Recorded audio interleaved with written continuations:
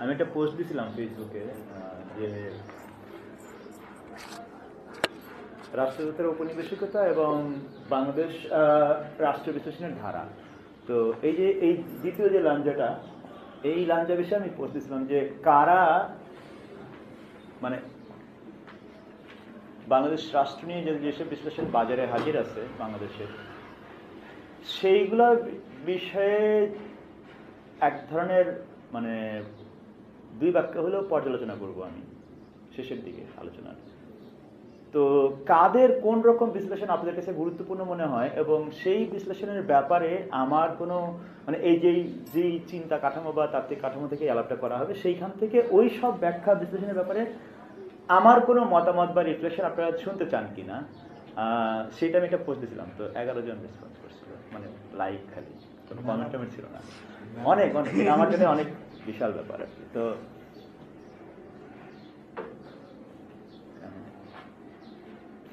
কিন্তু ওই কাজটা এই কারণে করতে চাই যে তাইলে যেই চিন্তা কাঠামোটা আমি এখানে মানে প্রস্তাব করব যে আলোচনাটা করার জন্য, এবং সেটা দিয়ে আমি রাষ্ট্রদূতের আলাপটা করব, সেইটার এক ধরনের প্রায়োগিক চর্চা হইতে পারে ওই কাজটা করতে গেলে। ধরো যাক আব্দুর রাজ্জাক, আপনারা সবাই নাম শুনছেন না? জাতির অবস্থা, স্টেট অফ দ্য নেশন। তো সেই বিখ্যাত বক্তৃতার তিনি বক্তা থেকে শুরু করে ধরেন উমর হয়ে রেহমান সোবান হয়ে ধরা যাক যে আলী রিয়াজ পর্যন্ত, হ্যাঁ, এই যে যতরকম, বা দিনা সিদ্দিকী থেকে রেহনুমা আহমেদ হয়ে প্রসন্ন ত্রিপুরা পর্যন্ত অনেক রকম নাম আসবে। তো সেই সব ভাষ্যকারদের বা এমনকি কোনো দল বা গ্রুপের কথাও বলতে পারেন আপনি, সেই সব ভাষ্যকারদের, সেই সব বিশ্লেষকদের বিশ্লেষণের ব্যাপারটা আপনাদের কাছে কি মনে হয়, এবং আমি সেই বিষয়ে আমার যে জায়গা থেকে আলাপটা করি সেখান থেকে কি মনে করি, ওইটা একটা পর্ব প্রস্তাব করছিলাম ফেসবুকে। যেহেতু অত 11টা লাইক, ফলে খুব একটা আশাবাদী না। তো এই রুমে যারা আছেন তাদের মধ্যে হয়তো কেউ কেউ বা অনেকেই আগ্রহী হইতে পারেন বলে আমার ধারণা। সেটা করবো একটু শেষের দিকে। আমি আলোচনাটা কেমন যাবে সেই আলাপ করতেছি আসলে। আর তার আগে আমি আলাপ করব হলো যে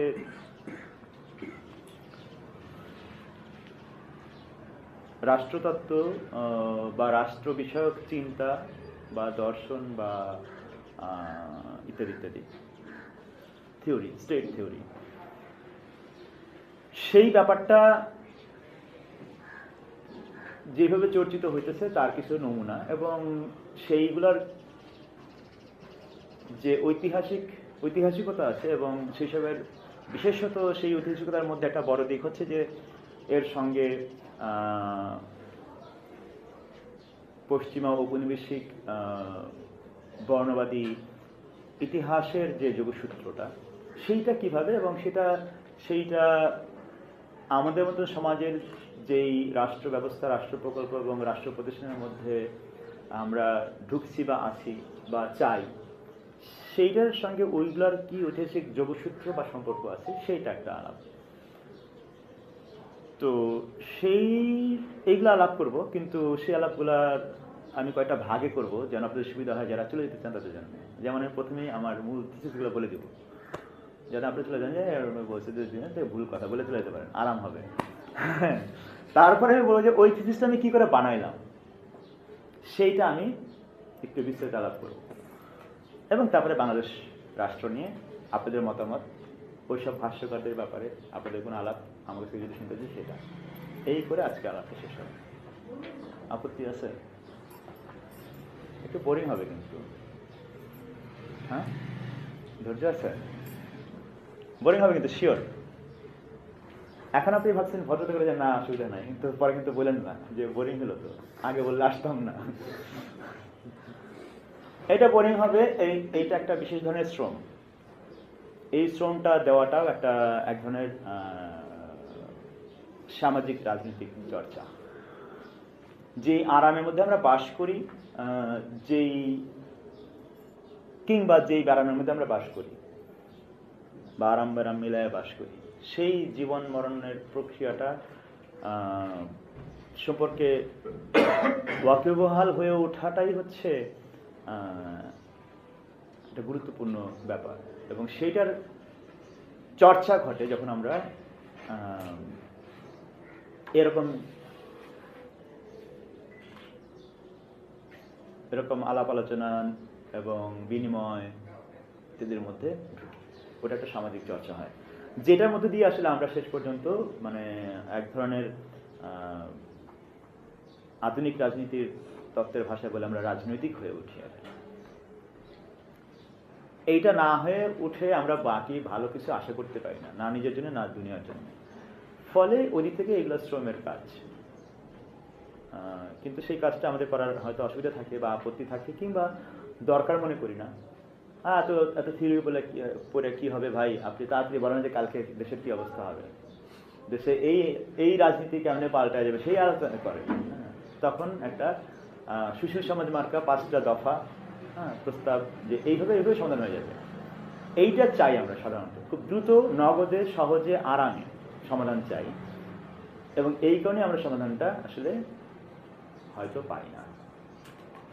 ফলে এই আরাম এবং সহজের চর্চার যে রাজনীতি, সেখান থেকে আমাদের বের হওয়াটা একটা খুব জরুরি কাজ বলে অন্তত আমি মনে করি।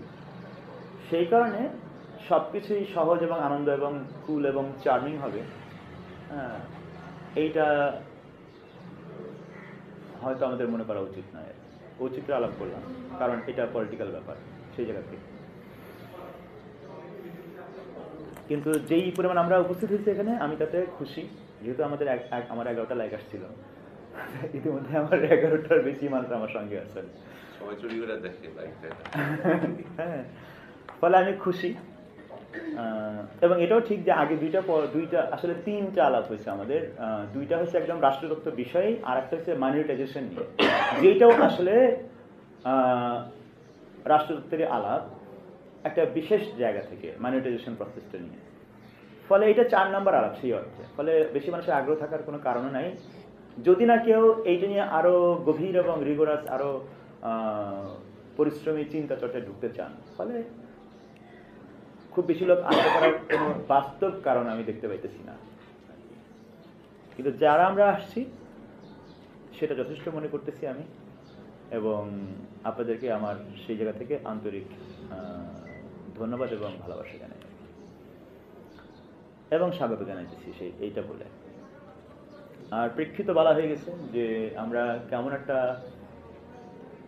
অবস্থার মধ্যে আছি, কেমন অবস্থায় আমরা আমাদের অস্তিত্ব টের পাই, অস্তিত্ব রচনা করি সেটা, এবং সেটার বিশেষ দেশকালের আলাপ যদি করি যে বাংলাদেশের মতন সমাজে, বাংলাদেশের মতন রাষ্ট্রে এবং দুনিয়ার এই অবস্থার মধ্যে।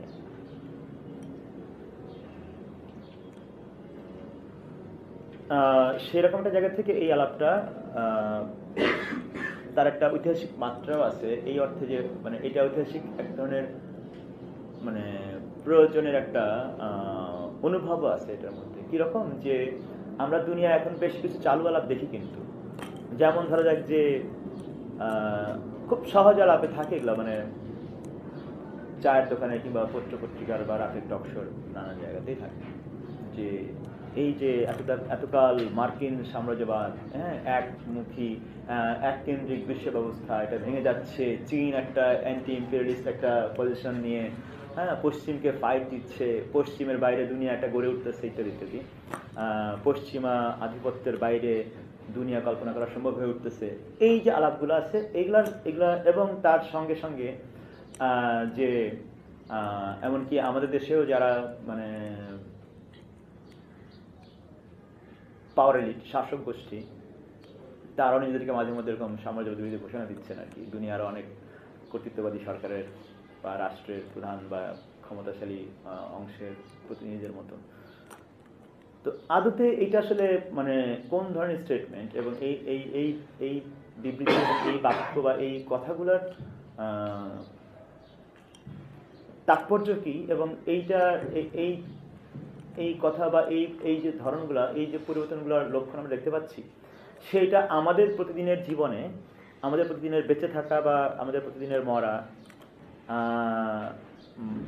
জীব হিসেবে, মানুষ হিসেবে, নাগরিক হিসেবে, সমাজের সদস্য হিসেবে, সেটা প্রতিনিয়ত আমাদের সেইটার প্রভাব পড়তে থাকে, বা সেটাকে আমরা অনেক ক্ষেত্রে সায় সম্মতি সেগুলোও দিই, বা অন্তত নেগোশিয়েট করি। ফলে ওই অর্থে মানে গত 300-400 বছর আমরা যেই বৈশ্বিক এবং যেই আঞ্চলিক বাস্তবতার মধ্যে আছি, সেইটা এই রাষ্ট্র আবির্ভাব এবং রাষ্ট্র প্রকল্পের মধ্যে মানুষের বাঁচা মরার যে প্রক্রিয়া, এই আলাপের বাইরে আর কিছু নাই দুনিয়ায়। জীব হিসেবে, মানুষ হিসেবে, সত্তা হিসেবে আমরা এই সম্পর্কের বাইরে আর কোনোভাবে বাঁচতেছি না। এই জিনিসটা খেয়াল করে ওঠা সম্ভব হয় না বহু কারণে। তার মধ্যে একটা হচ্ছে যে আমরা অভ্যস্ত হয়ে উঠি বাঁচার প্রক্রিয়ার মধ্যে, মরার প্রক্রিয়ার মধ্যে। যে আমরা যেমন ধরেছি যে রাষ্ট্র যখন আমরা করলাম, বানাইলাম, দুনিয়ায় আধুনিক রাষ্ট্র গড়ে উঠতেছে পশ্চিমে ধরা যাক গিয়ে, তো এই বিষয়ে একদম ওই যে প্রাথমিক পাঠের মধ্যে কি থাকে যে রাষ্ট্র আমরা বানাইলাম কারণ রাষ্ট্র আমাদেরকে অনেক কিছু থেকে রক্ষা করবে, বিপদ আপদ এগুলো থেকে রক্ষা করবে, নিরাপদ রাখবে আমাদেরকে, বিনিময়ে আমরা কিছু দিব রাষ্ট্রকে। কি? হ্যাঁ, ট্যাক্স। আর কি দিব? লয়ালিটি দিব। এই যে, তো এই যে লয়ালিটি বা বাধ্য অনুগত থাকার যে জায়গাটা, এবং যেটার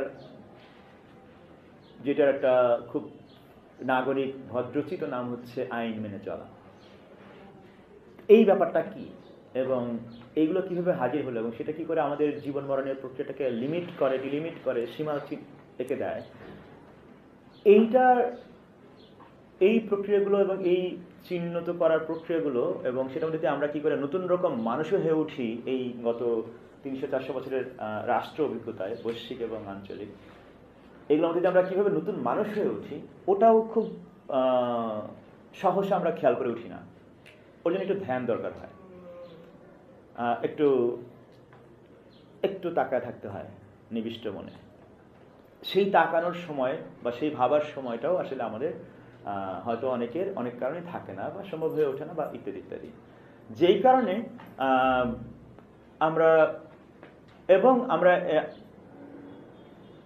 এই যে একটা বিশেষ ধরনের মানুষ হয়ে ওঠে, একটা বিশেষ চিন্তার চর্চার অভ্যাসের মধ্যে আমরা ঢুকে পড়ি, এবং তার মধ্যে অনেক ভালো মন্দ সহ, সুখ দুঃখ, ব্যথা বেদনা সহ, হাসি আনন্দ সহ, সেইটা এত স্বাভাবিক হয়ে ওঠে, নর্মেটিভ হয়ে ওঠে, যে এইগুলোকে আমরা অনেক ধ্রুব চিরসত্য আকারে গ্রহণ করা শুরু করি। এই যে স্বাভাবিক সত্য, এই স্বাভাবিক সত্যটা যেই সব চিন্তা কাঠামো, যেসব বৈশ্বিক রাজনৈতিক এবং আরো নানা রকম অভিজ্ঞতার এবং নানা রকম প্রাতিষ্ঠানিক বিকাশের মধ্যে দিয়ে এইসব নর্মাল হয়ে উঠলো, সেই প্রক্রিয়াটা খেয়াল করাটা একটা মানে বেশ জটিল ব্যাপারও একই সঙ্গে। তো সেটা একটা সামষ্টিক কাজ, ব্যক্তি এবং সমষ্টির একসঙ্গে কাজ। সেই কাজটা করা হয় না বলে বা করা যথেষ্ট হয় না বলে আমরা একটা বিশেষ রকম স্বাভাবিকতার জুলুমশাহীর মধ্যে আমরা বাঁচতে থাকি এবং মরতে থাকি। এই যে স্বাভাবিকতার জুলুমশাহী, এইটাকে বর্তমান গত 300-400 বছরের যে বর্তমান, এই বর্তমানের এই জুলুমশাহীটা বোঝার জন্য আমাদের এই ক্ষমতার বিশেষ প্রক্রিয়া, যার আধুনিক একটা ফর্ম হচ্ছে, আধুনিক একটা কাঠামো হচ্ছে রাষ্ট্র নামের প্রতিষ্ঠান, সেটা বুঝে ওঠা ছাড়া আসলে অসম্ভব এই স্বাভাবিকতার জুলুমশাহীটা। তো এইগুলো নিয়ে কিছু আলাপ টালাপ করবো, কিন্তু এই আলাপের কিছু জটিলতার দিকও আছে। এই রুমে আমরা যারা আছি, আমাদের বিভিন্ন রকম কি বলা যায় ব্যাকগ্রাউন্ড বা ওরিয়েন্টেশন আছে, বোঝাপড়া, জার্নির, জীবনের অভিজ্ঞতার, সামাজিক অভিজ্ঞতার অনেক রকম পার্থক্য আছে, কিছু হয়তো মিল আছে।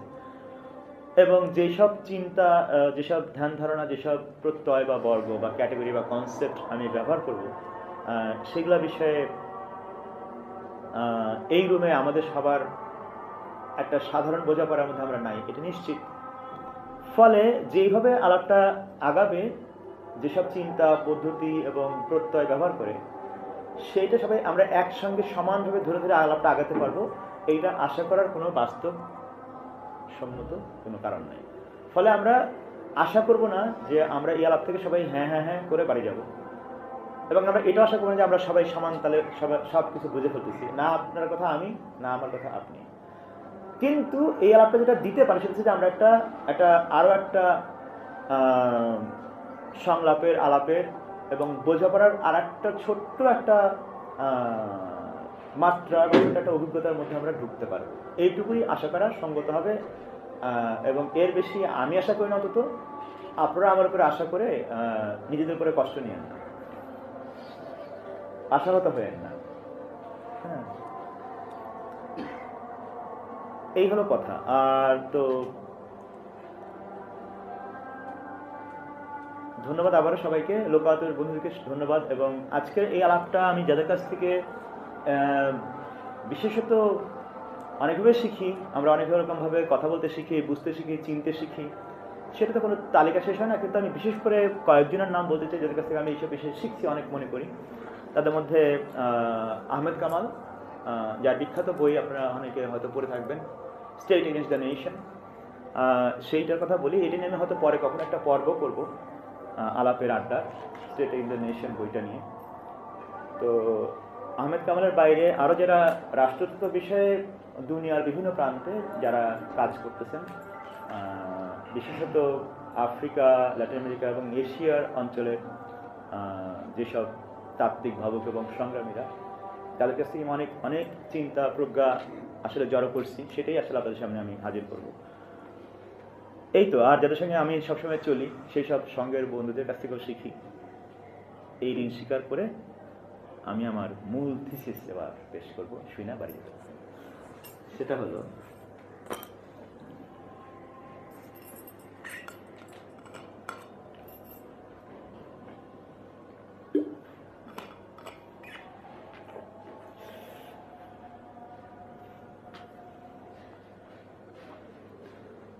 এইটা আমাদের ঘোষণা দেওয়া কথা, আমি আবার সেটা বলতেছি, একটা পুনরুক্তি। সেটা হলো যে বাংলাদেশ সহ সারা দুনিয়ায় প্রচলিত প্রভাবশালী এবং প্রায় সার্বজনীন হয়ে ওঠা বুঝের মধ্যে যে রাষ্ট্রতত্ত্ব, রাষ্ট্র বিষয়ক চিন্তা, রাষ্ট্র বিষয়ক কাণ্ডজ্ঞান, এটা বলা ভালো, যেটা বহাল তবিয়তে খুব প্রভাবশালী, সেটা গভীরতরভাবে ঔপনিবেশিক, বর্ণবাদী। এবং ঔপনিবেশিক এবং বর্ণবাদী এই চিন্তা পদ্ধতি, বিশ্লেষণ কাঠামো এবং তার যে সামাজিক রাজনৈতিক চর্চা, সেইটার মধ্যে থাকা এবং সেটার সঙ্গে আমাদের একটা কিছু সামান্য বা কোথাও আরেকটু বেশি মাত্রায় এক ধরনের সমঝোতা, মোকাবেলা, নেগোসিয়েশন, সেটা হয়তো থাকে। কিন্তু এইটার যে গভীর প্রভাব, যেটা আমি একটু আগে বললাম যে স্বাভাবিক হয়ে ওঠা, আমাদের কাণ্ডজ্ঞানে এটা পর্যবেসিত হয়ে যাওয়া এবং এটাকে এক ধরনের গ্রহণ করা যে আচ্ছা, এটার মধ্যে কোনো অসুবিধা নাই, এইভাবে যে গ্রহণ করে আমরা জিনিসটাকে আমরা এটার মধ্যে অভ্যস্ত হয়ে উঠছি, নর্মাল হয়ে উঠছে আমাদের জন্য। এই কারণে আমরা এইটাকে চিনে ওঠার প্রক্রিয়া, সেইটার মধ্যে আমরা সহসা ঢুকতে পারি না। এটা ঢোকার জন্য আমাদের ফলে আমাদের অস্তিত্বের ধরনটা, এই যে আমরা যার মধ্যে আছি, যে রাষ্ট্র, সেটা বাংলাদেশ নামে থাকুক আর যে নামে থাকুক না কেন, এমনকি ধরা যাক যে ইউরোপের কোনো রাষ্ট্র, সেই সমাজের মানুষরাও যে এই তাদের রাষ্ট্র প্রক্রিয়া, আমাদের রাষ্ট্র অভিজ্ঞতা এবং মিলায়ে বৈশ্বিকভাবে এই রাষ্ট্র নামক আধুনিক ক্ষমতা ব্যবস্থার স্বরূপ বুঝে ওঠা, সেইটা অসম্ভব হয়ে ওঠে। কারণ আমরা এই রাষ্ট্র অভিজ্ঞতা, রাষ্ট্র ব্যবস্থা এবং রাষ্ট্র সম্পর্কের একটা বড় ঐতিহাসিক ভিত্তি হিসেবে যে উপনিবেশ অভিজ্ঞতা এবং বর্ণবাদের ভূমিকা, সেইটা আমরা প্রশ্ন করার জায়গায় থাকি না, কারণ এটা অনেক স্বাভাবিক হয়ে আছে। এই যে একটা উদাহরণ আসবো আমি সেখানে, আমি থিসিসগুলো দিয়ে দিচ্ছি আগে, আমি পরে এগুলোকে এলাবোরেট করব। এবং এই যে স্বাভাবিক হয়ে উঠছে, এই স্বাভাবিকতার কিছু জ্ঞানতাত্ত্বিক উদাহরণ আমি দিব যে কী দিয়ে বোঝা যায় এটা স্বাভাবিক এবং কি স্বাভাবিক নয়, কোনটা অস্বাভাবিক, সেটা আসবো আমি, এবং সেটার সঙ্গে কীভাবে ঔপনিবেশিকতা এবং বর্ণবাদ যুক্ত এই স্বাভাবিকতা নির্মাণের সঙ্গে, যেটা আমাদের এই রাষ্ট্র সম্পর্কে আমাদের মানে এই বিশেষ অর্থে সচেতন করে তোলে না, এইটা আমাদের পক্ষে কঠিন হয়ে ওঠে। দ্বিতীয় তত্ত্ব হচ্ছে আমার যে আজকের জন্য প্রস্তাব, সেটা হচ্ছে যে এই একই কারণে বাংলাদেশের মতন সমাজ এবং বাংলাদেশের মতন সমাজে হাজির হওয়া, গড়ে ওঠা, রচিত যে রাষ্ট্র প্রতিষ্ঠান, রাষ্ট্র ব্যবস্থা, রাষ্ট্র সম্পর্ক, সেটা আমরা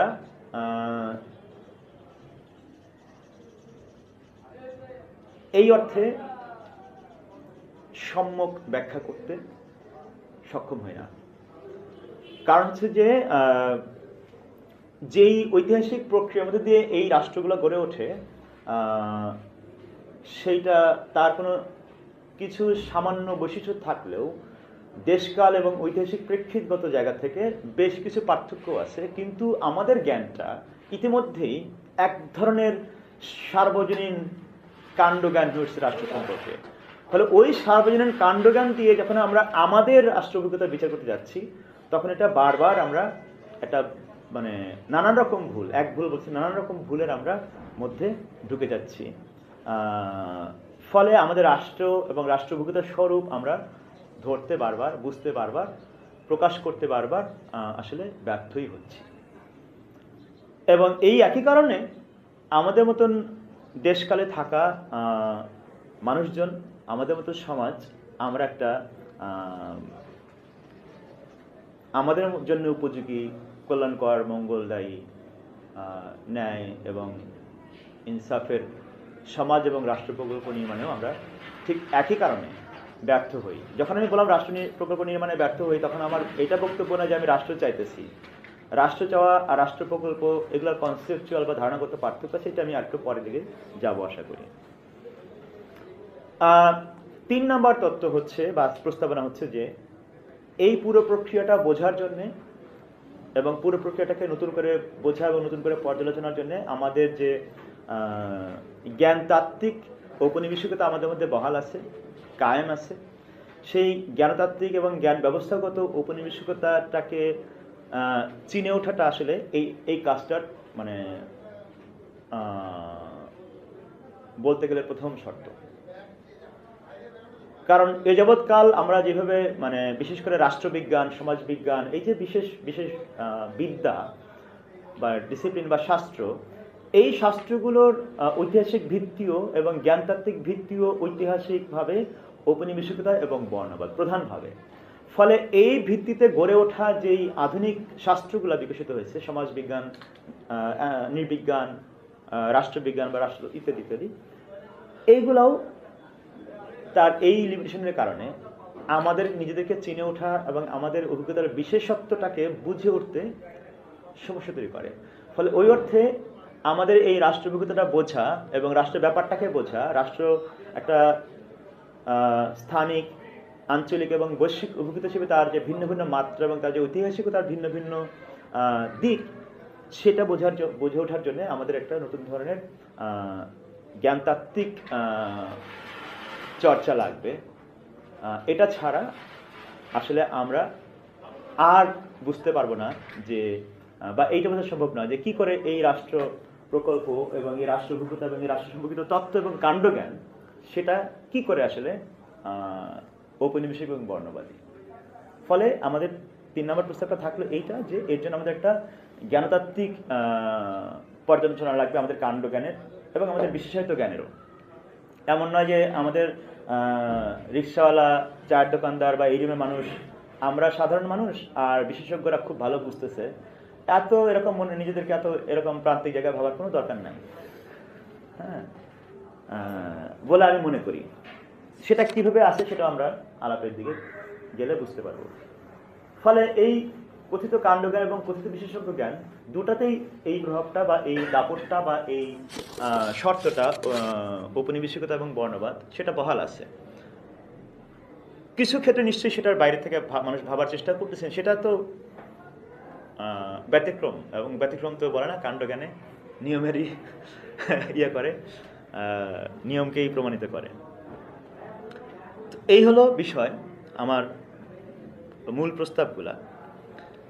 এখন এই কথাগুলা আমাদের দেশকাল সাপেক্ষে বোঝার আগে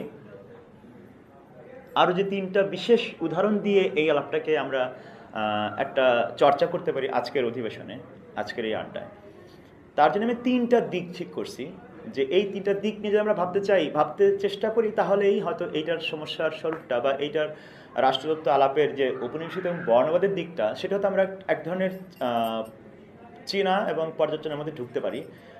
তার অনেক রকম রাস্তা, অনেক রকম অ্যাপ্রোচ, অনেক রকম দিক আছে, কিন্তু আমি তিনটা বিশেষ দিক এবং বিশেষ অভিজ্ঞতাকে হাজির করব আপনাদের সামনে প্রস্তাব আকারে, যে আমরা চাইলে এই তিনটা দিক দিয়ে বুঝতে পারি যে ব্যাপারটা কি। তার জন্য আমি তিনটা যে বিশেষ করব, এই আমরা আছি না, আমাদের খুব চালু এবং চেনা ধারণা এগুলো, যেটা রাষ্ট্রতত্ত্ব বা রাষ্ট্রবিজ্ঞান বা রাষ্ট্রের আলাপে বারবার ঘুরে ফিরে আসে। একটা হলো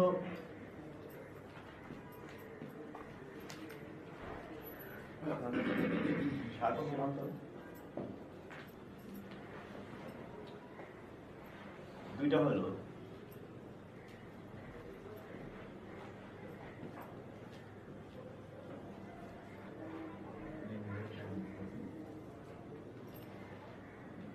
আরেকটা কি মেনশন করতে চাই, সময় পাবো না হয়তো, কিন্তু আপনাদের জন্য প্রস্তাব রেখে দিলাম।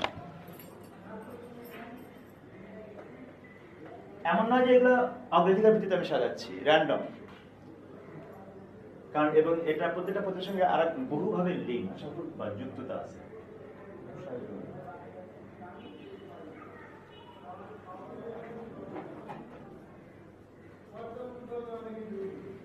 পড়া যাচ্ছে কি সার্বভৌমত্ব, লিঙ্গ লিঙ্গ সম্পর্ক, আর হচ্ছে যে মাইনরিটাইজেশন। এইটা কি সেটা আমি পরে বলবো। এই তিনটা দিক নিয়ে যদি আমরা ভাবনা চর্চা করি, তাহলে হয়তো দ্রুত আমরা বর্তমান দুনিয়ার গত 300-400 বছরের রাষ্ট্র নামক ঘটনা, রাষ্ট্র নামক অভিজ্ঞতার স্বরূপটা চেনাকে হয়তো একটু সাহায্য হতে পারে। আবারও বলি, অনেক দিক থেকে বোঝা যায়, কিন্তু এই তিনটা দিক আজকের জন্য আমি প্রস্তাব করতেছি, সেটা আমি পরে আসবো।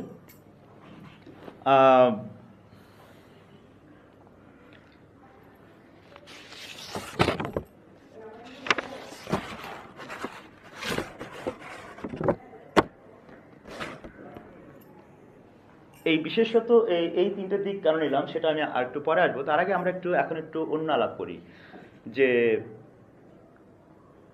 আপনাদের খুব পছন্দের, যদি আপনাদের আপত্তি না থাকে কথা বলতে আমার সঙ্গে, আপনাদের খুব পছন্দের বা আপনারা খুব কনভিন্সড বলে না, যে আপনাদের মনে হয় যে হ্যাঁ এই ব্যাখ্যাটা সঠিক, এরকম কোনো আপনারা আমাকে ব্যাখ্যা বা কোনো মত আপনার কিংবা অন্য কারো আমার সঙ্গে আপনারা কি শেয়ার করতে পারেন, যে এইভাবে রাষ্ট্রটা এই জিনিস, এটা এইভাবে তৈরি হয়েছে দুনিয়ায়। এক দুই বাক্যে কেউ কি বলতে আগ্রহী আছেন? না বলে কোনো চাপ নাই, কিন্তু চাইলে বলতে পারেন।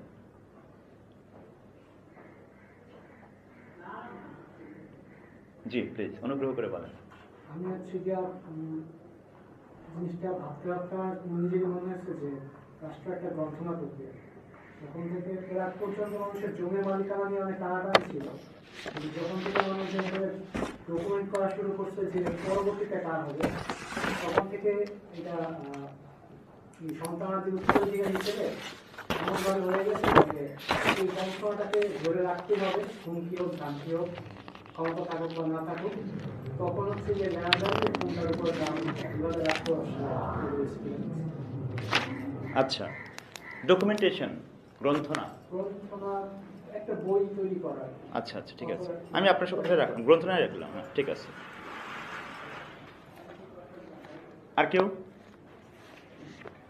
সম্পদের বিতরণ, সম্পদের মালিক কে হবে এবং সম্পদের বিতরণটা কিভাবে হবে, কার কাছে হবে, এটাকে আমরা অর্থনীতি করব। আচ্ছা, কারণ ডিসিশনটা কে নিবে, আসলে সম্পদটা কার মধ্যে কতটুকু কি? উদাহরণ দিতে পারেন যে এই সময় এই ঘটনায় এই অঞ্চলে ওই ব্যাপারটাকে আমরা রাষ্ট্র বলতে পারতেছি, এই যে এভাবে শুরু হলো, এরকম কোনো উদাহরণ পাওয়া যায়? যদি আমরা ফ্রেঞ্চ বিপ্লবের কথাই বলি, ফরাসি বিপ্লবের কথা, তখন যেমন ছিল যে রাজা তার ইচ্ছে মতো ট্যাক্স দিচ্ছিল, যখন প্রয়োজন যুদ্ধের জন্য যে কোনো কারণে রাজা ট্যাক্স দিয়ে শোষণটা চালা যাচ্ছিল। তখন যারা রাজনৈতিক চর্চাগুলো তারা বলছে না, আসলে আমার এর বিরুদ্ধে একটা আচরণ করা উচিত, যে রাজাই সকল সম্পদের মালিক হবে না। ওর তো ফরাসি বিপ্লবের আলাপ হলো, কিন্তু রাষ্ট্রটা কোন মুহূর্তটাকে আপনি রাষ্ট্র বলছেন, কোন ব্যাপারটাকে আপনি রাষ্ট্র বলতেছেন? যে একটা ক্ষমতার হস্তান্তরের জন্য যে একটা চেঞ্জ, আসলে ক্ষমতাটা একজন তোর তো আপনি রাজা, আমি আপনার ছেলে, আপনাকে জবাই করে আমি পরের দিন রাজা হয়ে যেতে পারতেছি। রাজার না, রাজার থেকে যে আসলে জিনিসটা এই যে একজন ব্যক্তির কাছে মালিকানা থাকবে না, কালেকটিভ বডির কাছে যাওয়া, এর নাম রাষ্ট্র হওয়া, এটা আপনি বলতে চাচ্ছেন? যে একটা চেঞ্জ হওয়ার যে একটা সিস্টেম, প্রসেসটা ক্রিয়েট হলো, যে চেঞ্জ হয়ে গেলে ওটা সিস্টেম না, রাজা মেরে রাজা হবো, এটা সিস্টেম না? পছন্দ হচ্ছে না? ওটা একটা সিস্টেম। তাহলে অসুবিধা কি? মানে কোন ঘটনার কারণে এটা রাষ্ট্র হয়ে উঠলো? তাহলে কি ক্ষমতার বিতরণ? ক্ষমতা চেঞ্জ হওয়ার যে প্রসেসটা, চেঞ্জ হওয়ার প্রসেস তো বহু রকম হতে পারে। মানে আমি গিয়া ওনার রাষ্ট্র দখল করলাম, এটা তো চেঞ্জ। এক্সপেরিমেন্টের কথা বলতে, ও এক্সপেরিমেন্ট করা, এক্সপেরিমেন্ট করাটা যেটা আমরা এর নাম রাষ্ট্র। নতুন একটা এক্সপেরিমেন্ট কথা ছিল, ক্ষমতাটা কার কাছে যাবে, সম্পদের বিতরণটা কিভাবে হবে। আচ্ছা আচ্ছা, ঠিক আছে, আপনার কথা আমি রাখলাম। আর কি বলতে চান?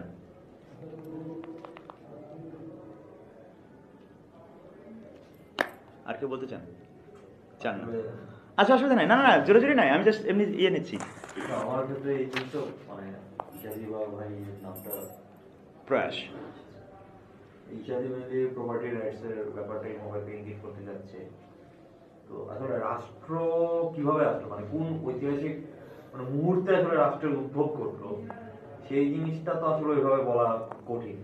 না, এখানে আমি দিন তারিখ বলছি না, আমরা বলছি কোনো বিশেষ অভিজ্ঞতার ধরনের কথা কারণ বলছি। একটা ঐতিহাসিক মানে কতগুলা পট পরিবর্তনের মধ্যে দিয়ে আসলে আজকে আধুনিক রাষ্ট্র বলতে যা বুঝি, 200 বছর আগে বা 300 বছর আগে তো সেই রাষ্ট্র ছিল না। বা এখন আমরা যেই রাষ্ট্রের জায়গাটাতে সার্বভৌমত্বের জায়গাটাকে যেভাবে দেখি বা ইয়ের জায়গাগুলোকে যেভাবে দেখি, সেই জিনিসটা তো আরো ইয়ের আগে ছিল না। ফরাসি বিপ্লবের মধ্যে দিয়ে একটা পরিবর্তন হচ্ছে, বা এর আগেও এক ধরনের পরিবর্তন হচ্ছে। যেমন আমি একটা বই পড়ছিলাম যে ইয়ার সম্ভবত জেমস স্কটের, তো এগেইনস্ট দ্য গ্রেন নামে। তো উনি বলতেছেন যে মানে প্রিমিটিভ স্টেট নিয়ে কাজ করেন উনি, প্রিমিটিভ স্টেট গুলো কিভাবে আবির্ভাব করছে। উনি দেখাচ্ছেন যে এগ্রিকালচারের আবির্ভাবের সাথে সাথে প্রিমিটিভ স্টেটের জায়গাগুলো আসছে।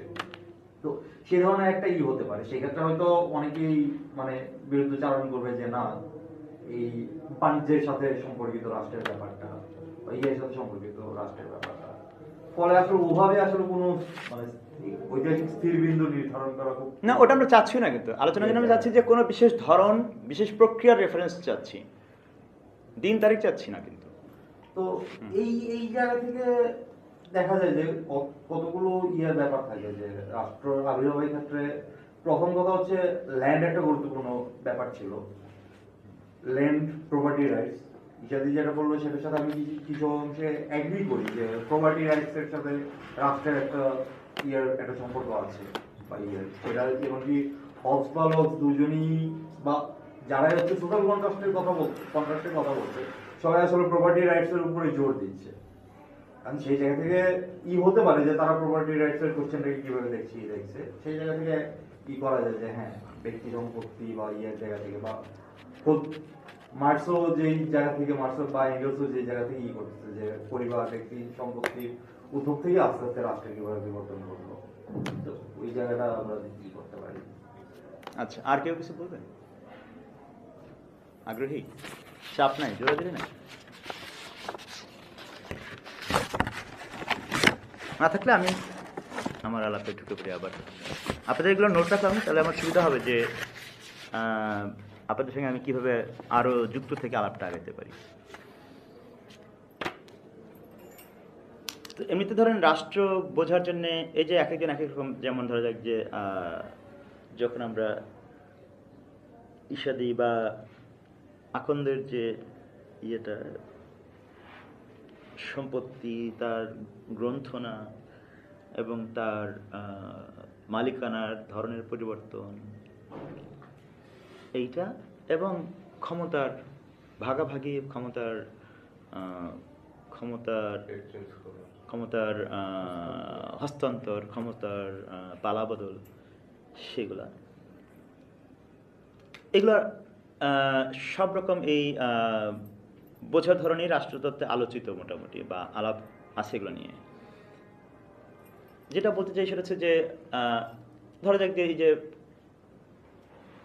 প্রপার্টি রিলেশন ধরে যে রাষ্ট্রপতির যে তত্ত্বটা আছে, বিশেষ করে Marxist school of thought about state, তো সেটা তো একটা মাত্র স্কুল অফ থট রাষ্ট্র বিষয়ে।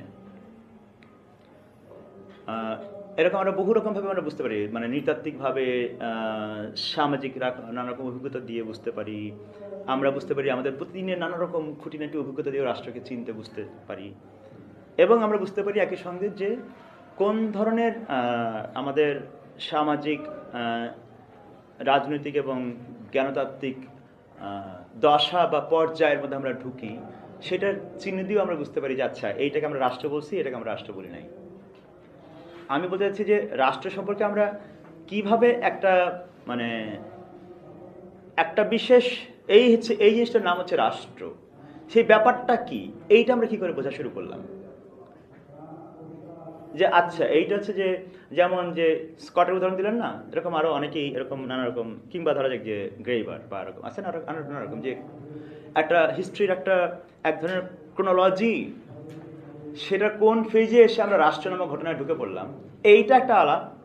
আর একটা আলাপ হচ্ছে যে আমরা রাষ্ট্র বলতে ঠিক এতকাল কি বুঝে আসছি, এবং সেইটার তুলনামূলক পর্যালোচনাটা থেকে আমরা রাষ্ট্র সম্পর্কে আমাদের নতুন ধারণার মধ্যে, বা নতুন জিজ্ঞাসা, বা রাষ্ট্র সম্পর্কে, রাষ্ট্র ব্যাপারটাকে যেভাবে চিনে আসলাম, সেই চেনার ধরনটাকে আরো একবার চেনা, মানে যেভাবে রাষ্ট্র চিনে আসছি সেই চেনাটাকেই চেনা, এটা আমি বলতেছি। যে আমরা মার্কসিস্ট একটা ফ্রেমওয়ার্ক দিয়ে রাষ্ট্রকে চিনছি, এখন মার্কসিস্ট ফ্রেমওয়ার্কটাকে আমি কি করে চিনি, সেটা একটা আলাপ কিন্তু। কিংবা হবস লক বললেন, তো এখন হবস লকরা যে, কিংবা ধরা যাক যে ম্যাক্স ওয়েবার বা ওয়েবার, হ্যাঁ ম্যাক্স ওয়েবার, এই মানুষগুলো যে সব রাষ্ট্রীয় বিষয়ক সংজ্ঞা দিচ্ছেন, তত্ত্ব দিচ্ছেন, এই সংজ্ঞাগুলা, এই চিন্তাগুলা, এই চিন্তা পদ্ধতিগুলা, এই অ্যাপ্রোচগুলাই কি করে বিকশিত হইল, সেটা নিজে তো একটা বিষয় ভাবার জন্যে। আমি বলতে চাচ্ছি যে, এবং এটা শুধু আমার একক কথা নয়, আমি যাদের কাছ থেকে শিখতেছিও রাষ্ট্রতত্ত্ব বিষয়ে, তারা অনেকেই মনে করছেন যে এই যে আমরা রাষ্ট্র বিষয়ে বুঝে আসছি এতকাল, এই বোঝাবুঝির একটা ম্যাপিং হওয়া দরকার। এই বোঝাবুঝির ম্যাপিংটা শুরু করলেই আমরা বুঝতে পারবো কি করে রাষ্ট্রতত্ত্বের মধ্যে ঔপনিবেশিকতা এবং বর্ণবাদ গভীরভাবে নিহিত আছে। এটা ছাড়া বোঝা সম্ভব না।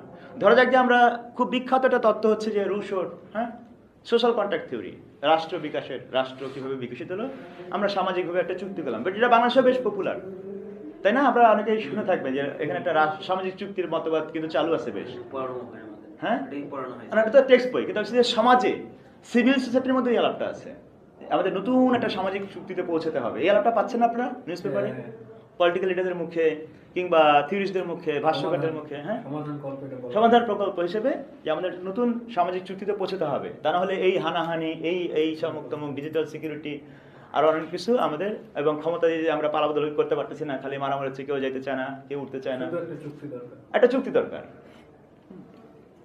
এইটা, এই যে সামাজিক চুক্তি কনসেপ্ট, সেটা আমাদের এখানে এখন যাই বোঝানো হোক না কেন, তার একটা ঐতিহাসিক যোগসূত্র আছে। রুশোভিয়ান ওই চিন্তার ফ্রেমওয়ার্কের তার একটা সঙ্গে একটা সম্পর্ক আছে, ঐতিহাসিক সম্পর্ক আছে। কি সেই সম্পর্ক? এটা নিজেই একটা, তার একটা ঔপনিবেশিক ইতিহাস আছে। দ্বিতীয় কথা বলি, রুশোর সোশ্যাল কন্ট্রাক্ট থিওরি যেটা, এটা নিজেই একটা, তার একটা ঔপনিবেশিক ভিত্তি আছে।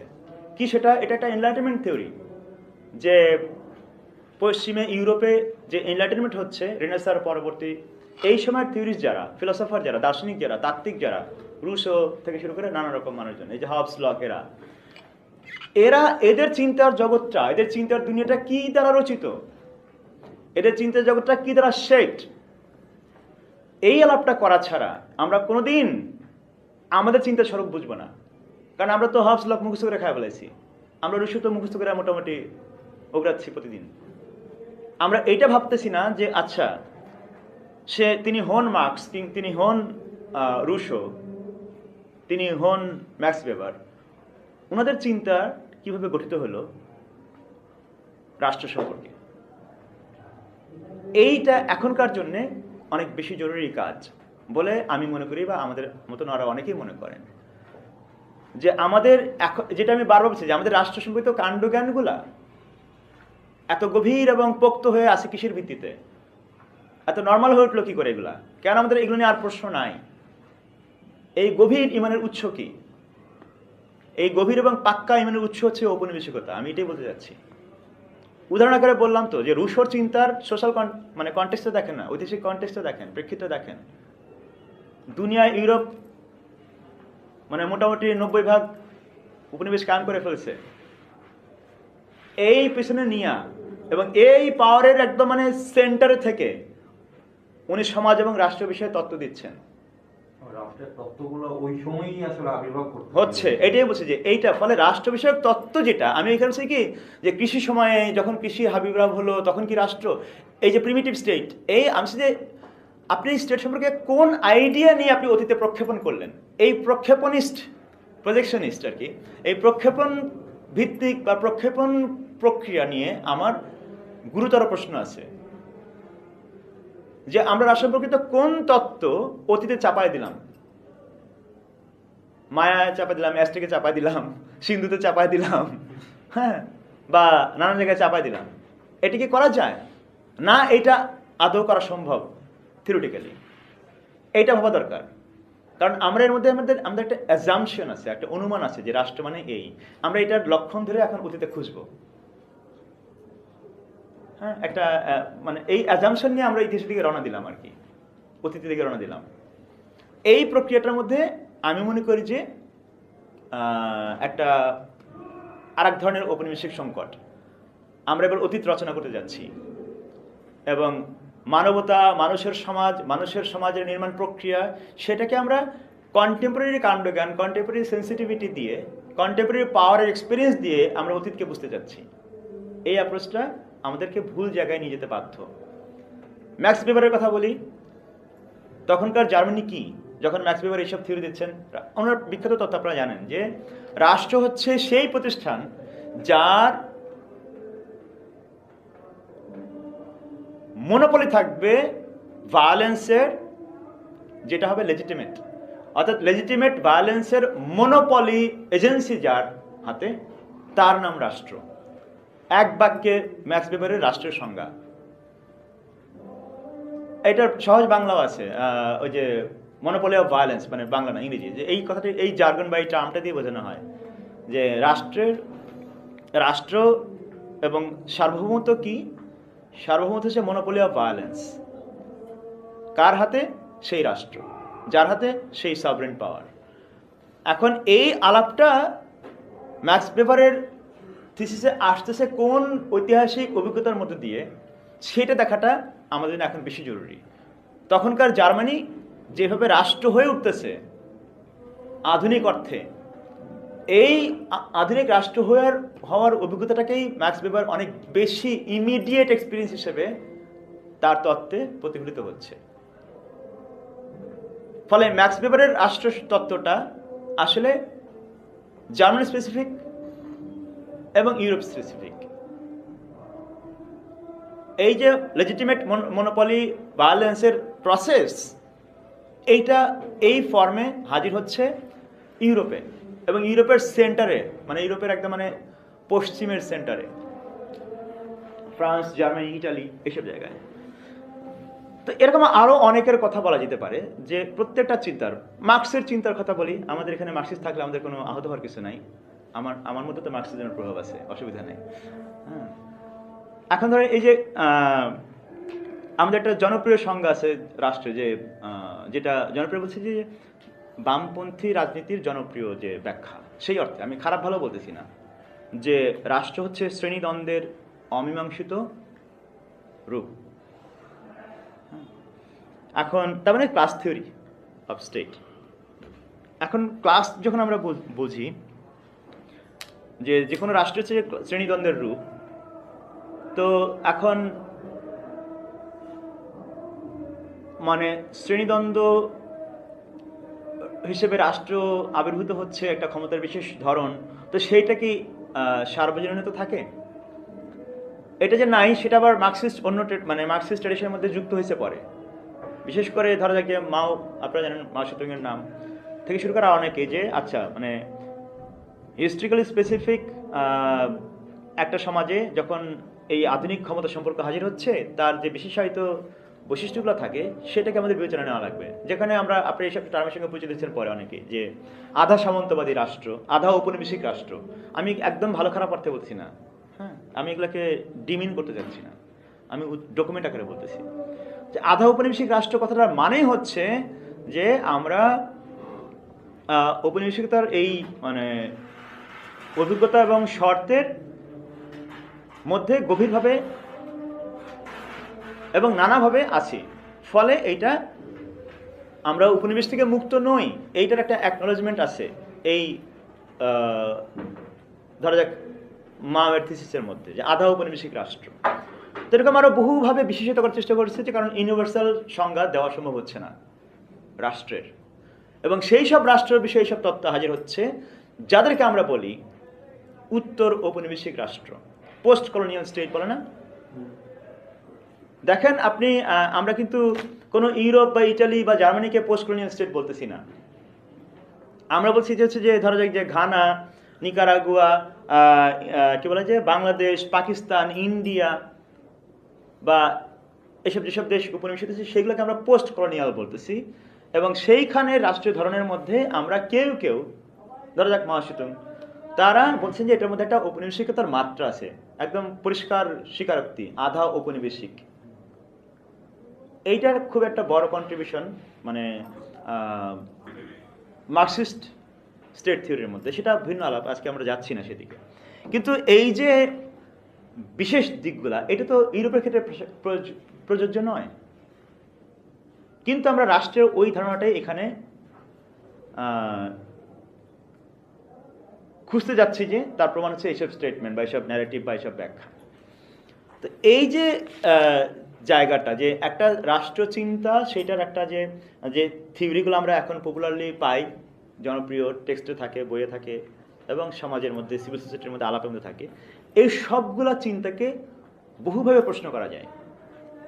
এর মানে এই না যেগুলো সব মানে মানে সমূলে বাতিল তা নয়, কিন্তু এগুলাকে পর্যালোচনার মধ্যে নেওয়া লাগবে। অনেক কিছু বাতিলও, কোনটা কোনটা বাতিল তা আমি একটা ছোট লিস্ট দিব আপনাদেরকে।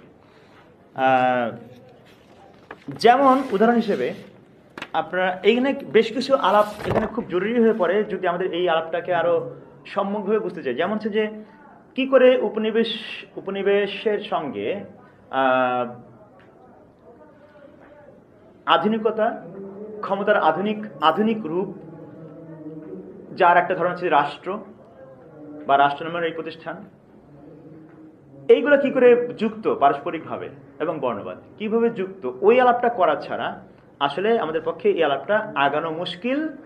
কাণ্ডজ্ঞান ওয়াইজ আগানো যাবে না, এটা আসলে গ্রহণযোগ্য নয় আপনার কথা। কিন্তু যদি আমরা মনে করি যে আমাদের এখনকার বোঝাপড়ার মধ্যে সমস্যা আছে, যেখানে আমাদের সমাজ এবং দুনিয়া আমরা পর্যাপ্তভাবে ব্যাখ্যা করতে পারতেছি না, বা আমাদের ক্রাইসিসের সমাধান হচ্ছে না, আমাদের হয়তো পুনর্বিবেচনা করা দরকার। তাহলে আমাদের এই বিবেচনা করা লাগবে যে উপনিবেশের আগের দুনিয়া একটা পর্যায় হিসেবে, আমি ক্রোনোলজি অর্থে বলতেছি না, অভিজ্ঞতার ধরন এবং দুনিয়ার রূপান্তরের প্রক্রিয়াগুলোকে বোঝার অর্থে উপনিবেশ এবং ঔপনিবেশিকতা জগতের জন্য কোন কোন বিশেষ এবং নতুন ঘটনা হাজির করলো, সেইটা না বুঝে আমাদের পক্ষে রাষ্ট্রতত্ত্বে আলাপ করা সম্ভব নয়। আমি সংক্ষেপে কয়েকটা তড়িৎ মন্তব্য করে যাব। যারা আগ্রহী তারা নিজেরা তো অনেকেই জানেন, ফলে পুনরুক্তিভাবে সেটাও করতে চাচ্ছি না। আর যারা জানেন না বা বুঝতে চান আরও ডিটেইলে, তাদের সঙ্গে আমাদের নিশ্চয়ই আরও পরবর্তীতে ব্যক্তিগত বা নানাভাবে আমরা আলাপ করে চালা যেতে পারি, এবং নানা রকম চিন্তা বোঝাপড়ার জন্য রিসোর্সে আমরা শেয়ার করতে পারি, সমস্যা নেই। জগতে আমার যে চিন্তা কাঠামো, এখানে আমি প্রকাশিত হচ্ছে যে এক ধরনের বলা যায় যে উপনিবেশিক চিন্তা কাঠামো বা ডিকলোনিয়াল চিন্তাধারা। তো সেখানে একটা মত হচ্ছে যে দুনিয়ায় তিনটে জিনিস একসঙ্গে হাজির হয়েছে। একটা হচ্ছে যে উপনিবেশ, আমরা তো ভাবি যে তার পরে হয়েছে যে রাষ্ট্র এবং পুঁজিবাদ, কিন্তু আমরা যদি আরেকটু খেয়াল করি দেখব যে এই তিনটা একসঙ্গে হাজির হচ্ছে। কারণ উপনিবেশ, পুঁজিবাদ এবং রাষ্ট্র, যেটা আসলে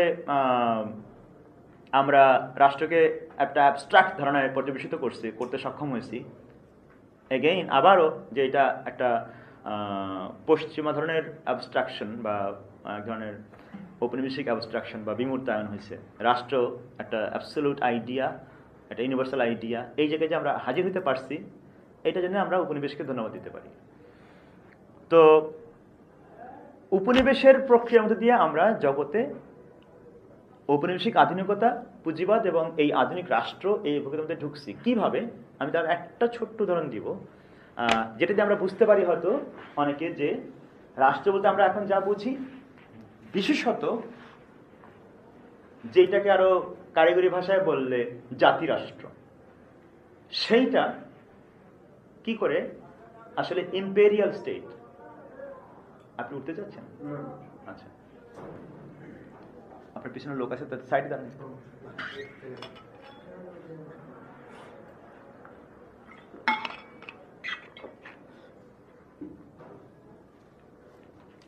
আমরা সাধারণভাবে কাণ্ডজ্ঞানের মধ্যে দেখি যে এখন আমরা রাষ্ট্র বলি, আধুনিক রাষ্ট্র বলি, আধুনিক বলতে কি, উদার, গণতান্ত্রিক, ক্ষমতার বিতরণ ব্যবস্থার এবং পালাবদলের একটা ভদ্র সভ্য গলাকাটা পদ্ধতি নয়, হ্যাঁ হ্যাঁ হ্যাঁ, এরকম একটা পদ্ধতিতে ক্ষমতার রূপান্তর হবে, ভাগ বিতরণ হবে ক্ষমতা। এই যে গণতন্ত্র এবং রাষ্ট্র সম্পর্কে আমাদের ধারণা, এই ধারণাটা হাজির হয়েছে কোত্থেকে? তার একটা ঐতিহাসিক প্রক্রিয়া এবং ঐতিহাসিক কিছু ঘটনাবলী আছে। এইটা আমরা খেয়াল করে জিনিসটা দেখবো যে খুব সহজে আমরা আমাদের এই ওয়েস্টার্ন ইউনিভার্সালাইজিং থেকে আমাদেরকে মুক্ত করতে পারি, যে রাষ্ট্র একটা কোনো ইউনিভার্সাল আইডিয়া নয়, এবং রাষ্ট্র অভিজ্ঞতা যেহেতু পাল্টাচ্ছে, মানে আমাদের সামাজিক এবং বৈশ্বিক দুনিয়াবী অভিজ্ঞতা পাল্টাচ্ছে, ক্ষমতা সম্পর্ক পাল্টাচ্ছে, তার একটা বিশেষ একটা নয়, বিশেষ বিশেষ অভিজ্ঞতার নামগুলোকে আমরা রাষ্ট্র নামে ইউনিভার্সালাইজ করছি। কথাটা কি জটিল লাগে? একটু বিমূর্ত হয়ে যেতেছে তো, যে আমরা যেমন ধরা যাক যে তখনকার ব্রিটেন, হ্যাঁ, ইংল্যান্ড, তখনকার ইংল্যান্ড, তখনকার জার্মানি, তখনকার ইটালি, তখনকার পর্তুগাল, তখনকার আর কারা আছে, নেদারল্যান্ডস, রাশিয়ার আলাপটা একটু সাইডে, তারপরে তখনকার হচ্ছে ধরেন ফ্রান্স। এরা কারা? তখনকার বলতেছি, কিন্তু তখন কি এখানে ভোট ছিল? ধরেন 1400-1500 সালে ভোট হয়েছে? আচ্ছা, কত সালে ভোট চালু হয়েছে? 1800 পরে। কোন 1800 পরে কোথায় হয়েছে? মানে ব্রিটেনে বিল অফ রাইটস পাস হওয়ার পরে শুরু হলো, তারপর আস্তে আস্তে সবগুলা শুরু হলো, এবং পরে দ্বিতীয় বিশ্বযুদ্ধ, প্রথম বিশ্বযুদ্ধ গেল, পরে দ্বিতীয় বিশ্বযুদ্ধের পরে কমপ্লিটলি ওই ডেমোক্রেটাইজেশনটা হইল আর কি ইউরোপিয়ান কান্ট্রিতে। হ্যাঁ, এইটা দেখেন তো কত সালের পরের ঘটনা, মানে কতদিন যায়। এই একটা তারিখ বলি আমি, এই তারিখটা মনে আছে কারো? 1492 সাল মনে আছে? কলম্বাসের রেফারেন্স আসে মনে আছে না? অনেকেরই আসে। 1492 সালে ওনার অভিযাত্রা শুরু হলো এবং উনি আদিবাসীদেরকে আবিষ্কার করলেন গিয়া। হ্যাঁ, এর থেকে কতশো বছর পরের ঘটনা এই ভোট? 300-400 বছর না? সবচেয়ে আগে কোথায়? যদি বলি 1700 ভোট না, কিন্তু তখন রাইটসের আলাদা হ্যাঁ, তো তার থেকে এর থেকে 300 বছর পরের ঘটনা। এখন এরপরে আরো একটা মার্ক বলি, এটা কত সাল আমি হুবহু মনে করতে পারবো না, হয়তো একটু চেক করি চোখা থেকে।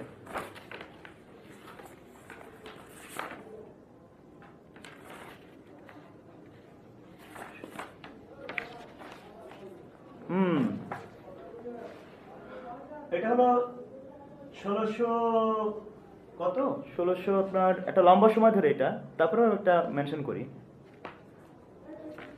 ধরেন যে 30-এর পর থেকে 48 একটা মার্ক, 1648 আর একটা ঘটনা।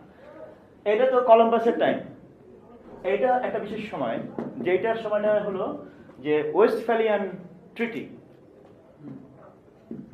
এটা আপনারা অনেকেই পরিচিত, যে এই যে সব নাম টাম বললাম, ডেনমার্ক, হ্যাঁ, অমুক তমুক, হ্যাঁ, এরা হচ্ছে যে তখন তো ওই যে ক্যাথলিক প্রোটেস্ট্যান্টদের মারামারি চলতেছে, যুদ্ধ চলতেছে, ইত্যাদি ইত্যাদি আরো অনেক কিছু চলতেছে, এবং এই সংক্রান্ত আরো অনেক রকম হিসাব নিকাশ, ওই যে রাজা উঠতেছে, রাজা পড়তেছে, হ্যাঁ, এগুলো চলতেছে। তো পুরা ইউরোপ তখন এই যুদ্ধের মধ্যে। কিন্তু এটাও কিন্তু 1492 অর্থাৎ উপনিবেশ চালু হয়ে গেছে দুনিয়ায়, হ্যাঁ, 1492 থেকে আপনি দুনিয়া উপনিবেশ মাশাআল্লাহ লেভেলে শুরু হয়ে গেছে। এটা চলতেছে, কিন্তু এর মধ্যেই এই যুদ্ধ চলতেছে। ওয়েস্টফ্যালিয়ান যে ট্রিটি, তার আগ পর্যন্ত যুদ্ধও চলতেছে। এই যুদ্ধটার পরে এই যে ট্রিটিটা হলো, সেখানে কি কি চুক্তি হইল, কি কি প্রস্তাব তারা গ্রহণ করলো। একটা হচ্ছে যে তাদের টেরিটোরিয়াল সভরেনিটি, আমি আপনার এই সীমানার ওদিকে আর যাব না, আমি আপনার এই সীমানার মধ্যে যাব না, আপনার রাজ্যের, আপনার অঞ্চলের যারা বিশেষের মানুষ, তারা যদি আমার রাজ্যেও থাকে, তাদেরকে আমি কোপায় মেরে ফেলাবো না। টেরিটোরিয়াল সভরেনিটি এবং এই যে অন্য বিশ্বাস বা অন্য চিন্তা মানুষদের একটা সেফ স্পেস হিসেবে করা, এবং আমরা বাইরের দুনিয়ার সঙ্গে কেমন চলবো না চলবো, এটা আমরা নিজেরা ঠিক করবো। এই যে আসলো আমাদের একটা টেরিটোরিয়াল সভরেনিটি, একটা পলিটি, যে আমরা নিজেরা একটা লিমিটের মধ্যে আমাদের মতন করে আমরা সমাজ এবং রাষ্ট্র চালাবো, উপনিবেশ চালাবো দুনিয়ায়, আমাদের নিজেদের রাজ্যে, এবং আমরা ইউরোপ হিসেবে। এই যে ইউরোপের আইডিয়া হাজির হচ্ছে, প্রথম ইউরোপের আইডিয়া হাজির হচ্ছে, পলিটিক্যালি স্পিকিং, পলিটিক্যালি দেখলে এই প্রথম ইউরোপের আইডিয়া হাজির হচ্ছে দুনিয়ায়। তো এর মধ্য দিয়ে ইউরোপে একটা প্রথম একটা রাষ্ট্রের মতন একটা ধরন, যেটা আধুনিক রাষ্ট্র বলতে যাচ্ছি আমরা, তার একটা ধরন হাজির হচ্ছে এই রকম সময়ের মধ্যে, এই ট্রিটির মধ্যে দিয়ে সভরেনিটির বিশেষ ধরন হাজির হলো। এইটাকে বলে ওয়েস্টফ্যালিয়ান মডেল অফ সভরেনিটি। এই যে আমি বলছি সভরেনিটি দিয়ে কেন বোঝা যায় রাষ্ট্র ব্যাপারটা। ওয়েস্টফ্যালিয়ান মডেল অফ সভরেনিটি হচ্ছে এই, যে আপনি টেরিটরি সম্মান করবেন, এবং রাজা তার ইচ্ছা এই টেরিটরির মধ্যে ফলাবে। এখন ওয়েস্টফ্যালিয়ান এই ট্রিটির বা এইরকম এই ট্রিটি দিয়ে যেই একটা টেরিটোরিয়াল একটা ইয়ে হলো, অ্যারেঞ্জমেন্ট হলো ইউরোপে, সেটার মধ্যে যে জিনিসটা আমরা আলাপের মধ্যে পাবো না, প্রচলিত ইতিহাসের ভাষ্যের মধ্যে থাকবে না, থাকে না, তার নাম হচ্ছে এই যে এত সাল ধরে উপনিবেশ চলতেছে, এবং ওই সব উপনিবেশ পরিচালনার অভিজ্ঞতা, এবং সেই অভিজ্ঞতা নিয়ে এই সব ইউরোপের এইসব অঞ্চলের সমাজ এবং এলিটরা তাদের নিজস্ব ক্ষমতার বিন্যাস সাজাচ্ছে। এইখানে যে বিশেষ ধরনের সভরেনিটির নতুন আইডিয়া হাজির হইল, যেটা কিন্তু তাদের উপনিবেশদের ক্ষেত্রে প্রযোজ্য নয়। দেখেন, আমি ইউকে, ইংল্যান্ড, আপনি জার্মানি, আমি আপনার টেরিটরির মধ্যে গিয়ে কিছু করবো না, কিন্তু আমি কিন্তু পুরা দুনিয়ার অর্ধেক উপনিবেশ করে রাখবো। ফলে সভরেনিটির দুইটা দিক দেখেন এখানে। একটা হচ্ছে নিজে সে তার পাশের কলোনাইজার সমাজের টেরিটরির মধ্যে সে কোনো ডিস্টার্ব করতেছে না, বাকি সকল দুনিয়া সে তার সভরেন।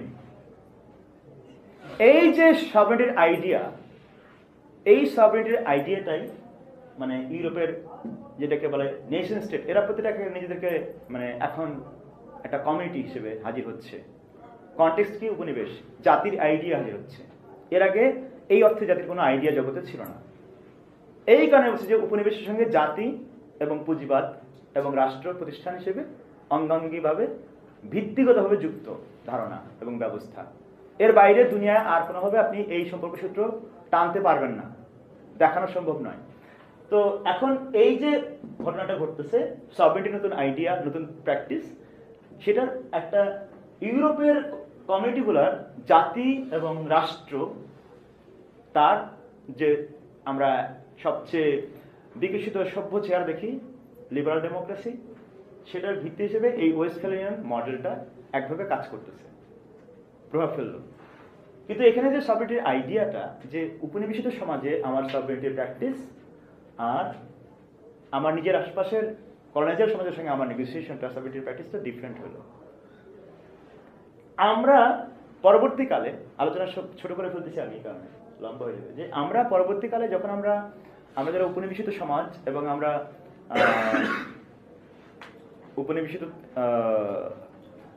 থাকার অভিজ্ঞতা থেকে আমরা একটা উপনিবেশ বিরোধী সংগ্রাম করলাম, সেই সংগ্রামের মধ্যে দিয়ে আমরা যে মুক্তি লাভ করছি, নেগোসিয়েটেড, এখানে আমি উদাহরণ ঊর্ধ্বকম দিলাম, এই সকল মুক্তি নেগোসিয়েটেড কনসেপ্ট এবং আইডিয়া। উপনিবেশ মুক্ত হইলাম ঊর্ধ্বকমের মধ্যে, এবং আমরা যে নতুন ধরনের রাজনৈতিক সত্তা হিসেবে আবির্ভূত হইলাম, যার নাম আধুনিক রাজনীতির ভাষায়, রাষ্ট্রতত্ত্বের ভাষায় পলিটি, মডার্ন পলিটি। সেটা কোথাও হয় কি না ইউরোপের অর্থে সেটা আমার অন্য প্রসঙ্গ, আমি মনে করি সেটা হয় না, সেটা ভিন্ন আলোচনা। কিন্তু আমরা একটা রাজনৈতিক সত্তা হিসেবে, অস্তিত্ব হিসেবে, একটা সমাজ, আমরা একটা বিশেষ ধরনের ক্ষমতা ব্যবস্থার মধ্যে ঢুকলাম, যার নাম রাষ্ট্র। আইডিয়াটা কোত্থেকে নিছি আমরা? এই মডেল অফ স্টেট থেকে। আমরা এই মডেল স্টেটকে আমরা কপি করা শুরু করলাম। প্রত্যেকটা পোস্ট কলোনিয়াল সমাজ এই মডেলটাকে কপি বলছে, যে হুবহু কপি তা বলতেছি না, নেগোসিয়েটেড, কিন্তু মূলত আইডিয়া হিসেবে আমাদের সামনে আছে এই মডেলের স্টেট, যেটা পরবর্তীকালে আরো বিভিন্নভাবে প্রভাবিত হয়েছে, ফরাসি বিপ্লব যেমন। কিন্তু এটা আমরা ভুলে যাব আমরা, এবং এটা রাষ্ট্রতত্ত্ব এবং সমাজতত্ত্বের জন্য খুব জরুরি আলাপ। আমরা এগুলো আলাপের মধ্যে পাবো না, কাণ্ডজ্ঞানের মধ্যে থাকবে না। যে ফরাসি বিপ্লবের যে সাম্যের ধারণাটা, সকল মানুষের সাম্যের যে ধারণাটা, এটা কোত্থেকে আসছে? এটা কি ফরাসি সমাজের মধ্যে বিপুলভাবে চালু ছিল, না এটা নিয়ে সমাজের মধ্যে কোনো বড় আফসার্জ বা সংগ্রাম চালু ছিল, ধারা হিসেবে শক্তিশালী ছিল কি? থাকলে তো সেটা কারা আনছে, কাদের মধ্যে দিয়ে এটা হাজির হয়েছে? কারো আইডিয়া আছে এখানে এই কক্ষে? ভুল ধারণা। এইটা হচ্ছে কলোনিয়াল ধারণা আমাদের, যে আমরা মনে করি যে মডার্ন এইসব লিবারাল সাম্য প্রগতি সভ্যতার আইডিয়াগুলো হচ্ছে যে আমরা সব ইউরোপ থেকে পাইছি। বাজে কথা। প্রবলেমগুলো অবশ্যই ইউরোপ থেকে পাইছি, কিছু ভালো পাইছি, সেটা অন্য আলাপ। কিন্তু এই যে বিশেষত ফরাসি বিপ্লবের যে সাম্যের ধারণা, এটা আসছে হাইতি কালো মানুষদের সংগ্রাম থেকে, দাসদের। হাইতি বিপ্লব যেটা ফরাসি বিপ্লবের আগে ঘটছে, আমরা এই হাইতি বিপ্লবের খবরই জানবো না। এখনকার সমাজ বিজ্ঞানের নতুন করে পাঠ করতে হলে, এখনকার রাষ্ট্রতত্ত্ব নতুন করে পাঠ করতে হলে হাইতি বিপ্লব আমাদের যে কারণে ভালো করে পড়া লাগবে, যে কি করে হাইতি বিপ্লব দুনিয়ায় নতুন রকম সাম্যের ধারণা হাজির করছে, বিশেষত ইউরোপে। ফ্রান্স দিয়ে যেটা শুরু, ফরাসি বিপ্লবে ওই অভিজ্ঞতাটা হাজির হয়েছে। যাই হোক, তো ফলে আমরা উপনিবেশিত সমাজে আমরা এই লিবারাল ওয়েস্টার্ন আধুনিক এনলাইটেনমেন্ট থেকে আসা, এইসব আলাপ না করলে বোঝা মুশকিল এনলাইটেনমেন্ট কি, এগুলো বোঝা মুশকিল। কারণ এনলাইটেনমেন্ট এমন একটা ঘটনা যেটা আবারও ওই কথা যে এটা ঔপনিবেশিক কালপর্বের ঘটনা। এনলাইটেনমেন্ট বলে যে আমরা একটা বৌদ্ধিক, সামাজিক, সাংস্কৃতিক, রাজনৈতিক, দার্শনিক ইত্যাদি ইত্যাদি যা কিছু বুঝি, সেইটা যে একটা ঘটনা পশ্চিমে বিশেষত ইউরোপে ঘটছে, সেটার সামাজিক ঐতিহাসিক প্রেক্ষিতেই হচ্ছে উপনিবেশ এবং বর্ণবাদ। এই বর্ণবাদের অভিজ্ঞতা যে নতুন ধরনের জ্ঞান কাণ্ড হাজির করছে দুনিয়ায়, সেইটা বোঝা ছাড়া রাষ্ট্র প্রকল্প, রাষ্ট্রতত্ত্বটা কোনোভাবে বোঝা সম্ভব নয়। আমি শুধু একটা ধরনের আজকে শুধু উল্লেখ করে রাখি। এনলাইটেনমেন্ট আমাদেরকে তার যে বর্ণবাদী মাত্রা আছে, এনলাইটেনমেন্ট একটা নয় যে এটা হোমোজেনাস ব্যাপার নয়, সমস্যাত্ব ব্যাপার নয়। এনলাইটেনমেন্টের মধ্যে আপনার অনেক ইমানসিপেটরি, অনেক লিবারেটিং আইডিয়া, প্র্যাকটিসেস যেমন আছে, একই সঙ্গে তার বর্ণবাদী, উপনিবেশিক মাত্রা এবং দিক, পদ্ধতি সবকিছুই আছে। তো এই যে বর্ণবাদ সম্পর্কে আমাদের নিশ্চয়ই বোঝাপড়া, সেটা আমি আলাপ করতে যাচ্ছি না। আর যে রেসের একটা আইডিয়া, জগতে একটা কিছু মানুষ তারা দাস করা যায়, তাদেরকে নিপীড়িত করা যায়, তারা ডিজার্ভ করে ওইটা হওয়া। আর আমরা উচ্চতর মানুষ, আমরা আমাদের প্রয়োজনে এইসব মানুষকে, এইসব বডিকে, মানুষ বলা হতো না, এইসব বডিকে আমরা ব্যবহার করতে পারি আমাদের সুবিধার জন্য। এইটা একটা কনসেপ্ট আকারে, এটা একটা ফ্রেম বোঝার দৃষ্টিভঙ্গি হিসেবে, এটা একটা ফ্রেমওয়ার্ক হিসেবে জগৎ বোঝার ক্ষেত্রে, সমাজ বোঝার ক্ষেত্রে, অপরাপর জীব এবং অপরাপর সকল অস্তিত্ব সম্পর্কে বোঝার ক্ষেত্রে এই যে একটা মানে ধরন দাঁড়াইছে বোঝার, তার যে রাজনৈতিক এবং সামাজিক চর্চা দাঁড়াইছে, এর নাম রেসিজম। রেসিজম এইটা নয় যে ও সাদা আর ও কালো, এইটুকুই রেসিজম নয়, বা ও বাদামি আর ও হচ্ছে এইটা রেসিজম শুধুমাত্র নয়। রেসিজম একটা অ্যাপ্রোচ, রেসিজম একটা ক্যাটেগরি, রেসিজম একটা মেন্টাল স্টেট, রেসিজম একটা সামাজিক সামাজিক সাংস্কৃতিক রাজনৈতিক প্রাতিষ্ঠানিক চর্চা, একটা ক্ষমতা সম্পর্কেরও নাম। যেখানে আমরা খুব র্যান্ডামলি অনেক সময় বলি যে এইটা বর্ণবাদী ব্যাপার হলো না, অনেক ক্ষেত্রে এরকম নয় জিনিসগুলো। বর্ণবাদ আর একটু জটিল জিনিস। যাই হোক, তো এই যে বর্ণবাদ এবং উপনিবেশের ভিত্তিতে বিকশিত যে এনলাইটেনমেন্টের ঘটনাটা, সেইখানে জগৎ বোঝার ক্ষেত্রে যেটা আধুনিক দৃষ্টিভঙ্গি, এই যে আধুনিকতা, এই আধুনিকতাকে আমাদের প্রশ্ন করা লাগবে যে আধুনিকতা ব্যাপারটা কি। যেখানে আমার আজকে আলাপের যে কাঠামো চিন্তা, তার নাম হচ্ছে, বলছি আপনাদেরকে, উপনিবেশিক চিন্তা কাঠামো। সেখানে বলা হয় যে যে আধুনিকতা বলে আমরা আলাপ করি, এইটা মূলত, বা এটাকে প্রপারলি বলতে চাইলে, ঠিকভাবে বলতে চাইলে, এটাকে বলা উচিত কলোনিয়াল মডার্নিটি বা উপনিবেশিক আধুনিকতা। তো সেটা কি, সেটা নিয়ে আজকে আমাদের বিস্তারিত আলাপ করার সুযোগ নাই। কিন্তু এটা বলতে পারি যে আধুনিকতা বলে আমরা যা চিনি, বুঝি, কাণ্ডজ্ঞান আকারে দেখে আসতেছি, বুঝে আসতেছি, সেটাকে কি করে আমরা উপনিবেশের সঙ্গে যুক্ত করে বুঝতে পারি, বর্ণবাদের সঙ্গে যুক্ত করে বুঝতে পারি। এই চিন্তাটা শুরু করলেই আমরা বুঝে ফেলবো, ও আচ্ছা, কেন তাহলে এটাকে কলোনিয়াল মডার্নিটি বলা হলো, কেন এটাকে উপনিবেশিক আধুনিকতা বলা হলো। ঠিক আছে, তো একটা ছোট্ট আলোচনা, মানে ছোট্ট বিষয়ের দিকে খেয়াল করে বলি যে কি করে আমরা এরকম রাষ্ট্র প্রকল্পে ঢুকলাম, যেটা ঔপনিবেশিক বর্ণবাদী সমাজের মধ্যে বিকশিত প্রতিষ্ঠান, যেটাকে আমরা আমাদের গন্তব্য, লক্ষ্য, চাওয়া পাওয়া, সাফল্য ব্যর্থতার নির্ধারক বিষয়ে পরিণত করে ফেললাম, যে এরকম একটা রাষ্ট্র আমাদের লাগবে। সেটা কিসের ভিত্তিতে? এর নাম হচ্ছে আমাদের জাতীয়তাবাদ। জাতীয়তাবাদ উপনিবেশের সাপেক্ষে তৈরি হওয়া একটা বিশেষ চিন্তা, অভিজ্ঞতার এবং সংগ্রামেরও নাম। কিন্তু এইটার মধ্যে ওই জিনিসটা থাকে যে সে একটা কলোনাইজারদের অনেক চিন্তা, অনেক ব্যবস্থা, অনেক পদ্ধতির মানে গ্রহণ করার একটা কনটেক্সট তৈরি হয়, নেগোশিয়েট করার একটা কনটেক্সট তৈরি হয়। এই নেগোসিয়েশনের বাইরে জগতে কোন রকম সমাজ নাই যারা উপনিবেশিত হয়েছিল। ফলে এটা একটা মিশ্র পর্যায়ে আমাদের, কিন্তু এবং সেটার মধ্যে আমরা বেশ কিছু জিনিসে আমরা অভ্যস্ত হয়ে উঠি, স্বাভাবিক হয়ে ওঠে আমাদের জন্য। যেমন এখানে একটু মুছে ফেলে আবার এই কিন্তু তো মনে থাকে আমাদের সার্বভৌমত্ব, লিঙ্গ এবং মাইনরিটাইজেশন। তো জাতীয়তাবাদের এনলাইটেনমেন্ট এবং রেশিয়াল অরিজিনটা, মানে ফ্রেমওয়ার্কগত ইস্যুটা কি, সেটা আমি বলতেছি। আহারে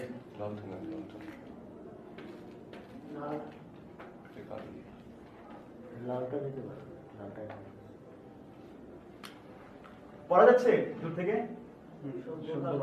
হ্যাঁ হ্যাঁ হ্যাঁ,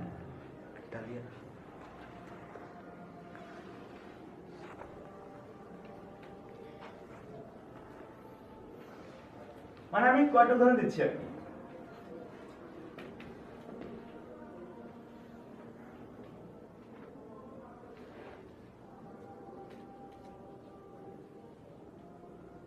কিভাবে বলা যায়? আচ্ছা, আরো কি দেওয়া যায়? ও, এটা ছাড়া তো হবেই না। এই কয়টা দিয়ে আমি শেষ করব।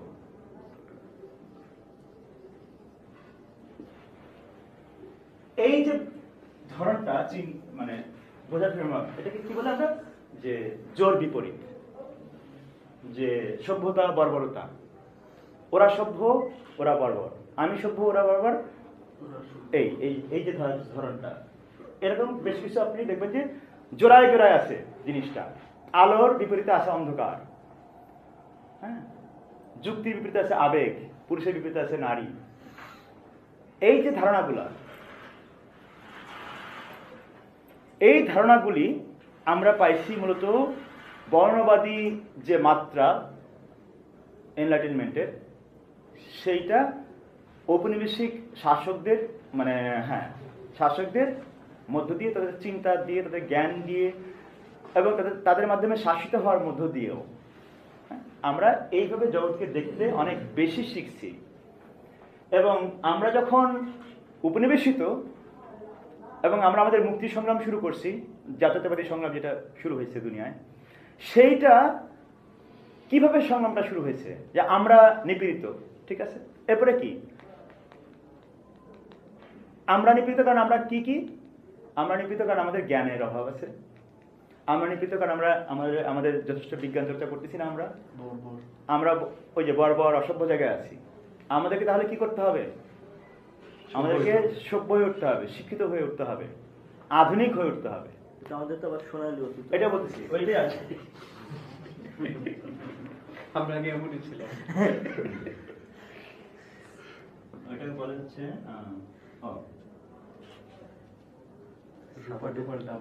স্বাভাবিক চেয়ে শ্রেষ্ঠ। আচ্ছা, তো এখন কিন্তু আমরা তো সংগ্রামটা করতেছি এবং আমরা বুঝছি ওরা শোষণ করে। তো এই যে শোষণ করে বা নিপীড়ন করে, তাহলে আমরা আমাদের মর্যাদাবোধ আছে। এই মর্যাদা আমাদেরকে কিভাবে কি দিয়ে আমাদের প্রমাণ করবো যে আমরা মর্যাদাবান মানুষ? আমাদের অতীত আছে, সুবর্ণ অতীত। এবার ওটা নিয়ে ঝাঁপায় পড়ো। 95 লাখ টাকা পড়ি। হ্যাঁ, এই যে এই জিনিসটা, যাই হোক, সেটা আসতেছি। তো এখন এই যে আমরা একটা কমিউনিটি হিসেবে আমরা রাষ্ট্র প্রকল্প হাতে নিলাম জাতীয়তাবাদী চিন্তা কাঠামো থেকে, এবং অবশ্যই দেখা যাচ্ছে এর মধ্যে বর্ণবাদী ঔপনিবেশিক মাত্রাগুলো রয়েছে। এখান থেকে আমরা কি করলাম? আমরা মনে করলাম যে এইটা রাষ্ট্র হওয়া মানে হচ্ছে ওই রকম রাষ্ট্র হওয়া, অবশ্যই, কারণ রাষ্ট্র ব্যবস্থা তো দুনিয়া এর আগে নাই। এই যে ইম্পেরিয়াল স্টেট, সাম্রাজ্যিক রাষ্ট্র, যেটা ইউরোপে হাজির হলো, যে ওই ওয়েস্টফ্যালিয়ান ট্রিটি, উপনিবেশিক ওই 1492 পরে, ধরেন যে গত 400-500 বছর ধরে ওই রাষ্ট্র মডেলটাকে আমরা চিন্তা করছিলাম যাচ্ছে এইটা আমাদের লাগবে। সভ্য মানুষটা ওটা করছে। দুনিয়ায় তারাই সভ্য যাদের রাষ্ট্র আছে। সভ্যতার মাত্রা নিদর্শন কি? তাদের একটা নিজস্ব রাষ্ট্র আছে। আপনারা এইটা প্রচুর দেখবেন, এইটা ভালো মন্দ আলাপ করছেন যে বাঙালি জাতির শ্রেষ্ঠ অর্জন কি বলেন তো? বাঙালি মুসলমান, নিপীড়িত মুসলমানের শ্রেষ্ঠ অর্জন কি? বাংলাদেশ নামের রাষ্ট্র। রাষ্ট্র অর্জন করা একটা গৌরবের ব্যাপার, এবং সেই রাষ্ট্রটা কেমন রাষ্ট্র হইতে হবে? এই যেরকম হইতে হবে, যে আধুনিকতা চাবে, যে সভ্যতার এই বিশেষ মানদণ্ডে নিজেকে দেখতে চাবে, এবং এটাকে প্রয়োজনে সে এর মধ্যে সুপ্রিম হবে, কারণ আমাদের সোনালী অতীত আছে, এবং সে এইভাবে প্রগতির দিকে আগায় যাবে, এবং তার একটা বিশেষ ধরনের লিঙ্গের ব্যবস্থাপনার অর্ডার থাকবে। এইভাবে আমাদের চাওয়াটাকে নির্দিষ্ট করলাম আমরা এইটাকে বললাম, আমি বলছি এটাকে রাষ্ট্র বাসনা, যে আমাদের রাষ্ট্র বাসনাটা কি করে বর্ণবাদী এবং ঔপনিবেশিক। আমরা তো এইটা চাই নাই, ঐতিহাসিকভাবে যেটা সত্য, আমরা তো এইটা চাই নাই যে উপনিবেশিত অবস্থার মধ্যে আমরা ঢুকলাম কি করে, দুনিয়ায় কেন উপনিবেশ আছে, দুনিয়ায় যেন উপনিবেশ না থাকে, এমনভাবে আমরা দুনিয়া রচনার চেষ্টা করি। সেটা অবশ্য করছেন অনেক জাতীয়তাবাদী সংগ্রামী, সেটা করছেন কমিউনিস্টরা, জাতীয়তাবাদীরা সেটা করছেন অনেকে, সেটা ভিন্ন আলাপ। কিন্তু সাধারণ চাওয়াটা এইটা আমাদের হয়ে ওঠে নাই। কিন্তু আমাদের চাওয়া প্রথমত এটা ছিল যে আমাদের রাষ্ট্র থাকা লাগবে নিজেদের, এবং সে রাষ্ট্রের প্রকল্পটা এইরকম একটা জিনিস। এর মধ্যে আমরা আধুনিক হয়ে উঠি, এবং এই আধুনিকতার শেষ নাই, আমাদেরকে আরো আধুনিক থাকতে হবে। এর নাম হচ্ছে মডার্নাইজেশন। আপনারা এটার সঙ্গে প্রচুর পরিচিত। এই এলাকাটা মডার্ন হয়ে উঠছে, দেশটা মডার্ন হয়ে উঠছে, হাইওয়ে আছে, বড় বড় ব্রিজ আছে, বাঁধ আছে, হ্যাঁ, তারপরে রেল থেকে শুরু করে মেট্রো রেল আছে, সব আছে। মানে যে আমরা আমাদের মডার্নাইজেশন হচ্ছে। এই যে মডার্নাইজেশন, এইটা একটা সমাজের চাওয়া হয়ে উঠলো। এই মডার্নাইজেশনের কি ধরনটা কি, ভিত্তিটা কি? ওই ঔপনিবেশিকতা এবং বর্ণবাদ। আমরা পুঁজিবাদ চাইলাম, কারণ পুঁজিবাদ কেন? পুঁজিবাদ হচ্ছে যে আমাদের চিন্তা, চর্চা, সমাজ বিজ্ঞান, অর্থনীতি এগুলোর একটা মানে সবচেয়ে আধুনিকতম ব্যবস্থা। মানুষের ব্যক্তির মুক্তি ঘটে, কি আন্ডা ঘটছে সেটা আমরা তো বুঝতে পারি। তো মানুষের ব্যক্তির মুক্তি ঘটবে, ফলে আমাদের পুঁজিবাদ লাগবে। এইভাবে উপনিবেশের সঙ্গে পুঁজিবাদ, বর্ণবাদ এবং এই আধুনিকতা এবং এই রাষ্ট্র প্রকল্প জড়াজড়ি করে আমাদের এখনকার নর্মাল ব্যাপার হয়ে উঠছে, নর্মাটিভ হয়ে উঠছে। এর বাইরে জগতে আর কোথাও কোনোভাবে কি রাষ্ট্রের কোনো আইডিয়া আমাদের ঐতিহাসিক আমরা দেখতে পাওয়া সম্ভব? যে রাষ্ট্রের চিন্তাটা, যে রাষ্ট্রের আইডিয়াটা, যে রাষ্ট্রের ধরনটা, গড়নটা 1492 পরে হাজির হয়েছে দুনিয়ায়, এই যে ক্ষমতার বিশেষ ধরন, এইটা দিন আমরা আর কবে দেখতে পাইছি? এটা আমরা কি করে খুঁজবো যখন দুনিয়া বর্ণবাদ নাই, বর্ণবাদ ছাড়া এই রাষ্ট্র প্রকল্প বোঝা সম্ভব, উপনিবেশ ছাড়া এই রাষ্ট্র প্রকল্প বোঝা সম্ভব? তাহলে এই রাষ্ট্র প্রকল্প আমরা কি করে আমরা কোনো একটা কৃষি সমাজে গিয়ে খুঁজি? ওটা খুঁজতে চাই মানে আমরা কোনো বিশেষ ক্ষমতার ধরন খুঁজতে চাই।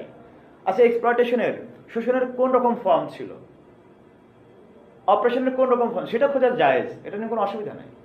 কিন্তু আমরা রাষ্ট্র যদি খুঁজতে চাই, সেটা একটা মানে তাত্ত্বিকভাবে একটা সংকট তৈরি করে যে তাহলে রাষ্ট্রের কি সংজ্ঞা নিয়ে আপনি আগাচ্ছেন। এই ব্যাপারটাকে আমাদের এখনকার কন্টেম্পোরারি রাষ্ট্র অভিজ্ঞতাটাকে বোঝা যায় খুব জরুরি। তা না হলে আমরা রাষ্ট্রকে খুব রোমান্টিসাইজড ভাবে দেখি।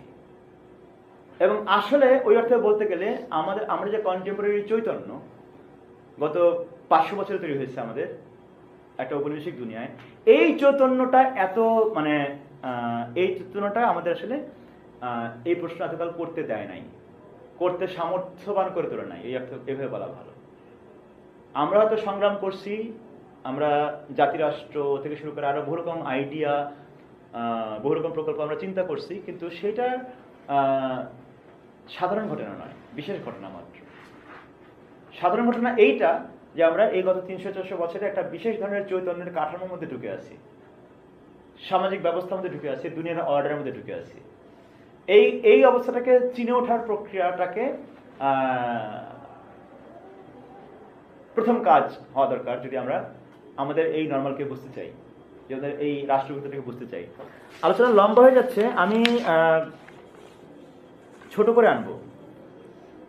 সেটা করার জন্য আমি যেটা করতে চাই সেটা হচ্ছে যে এই যে সার্বভৌমত্ব আর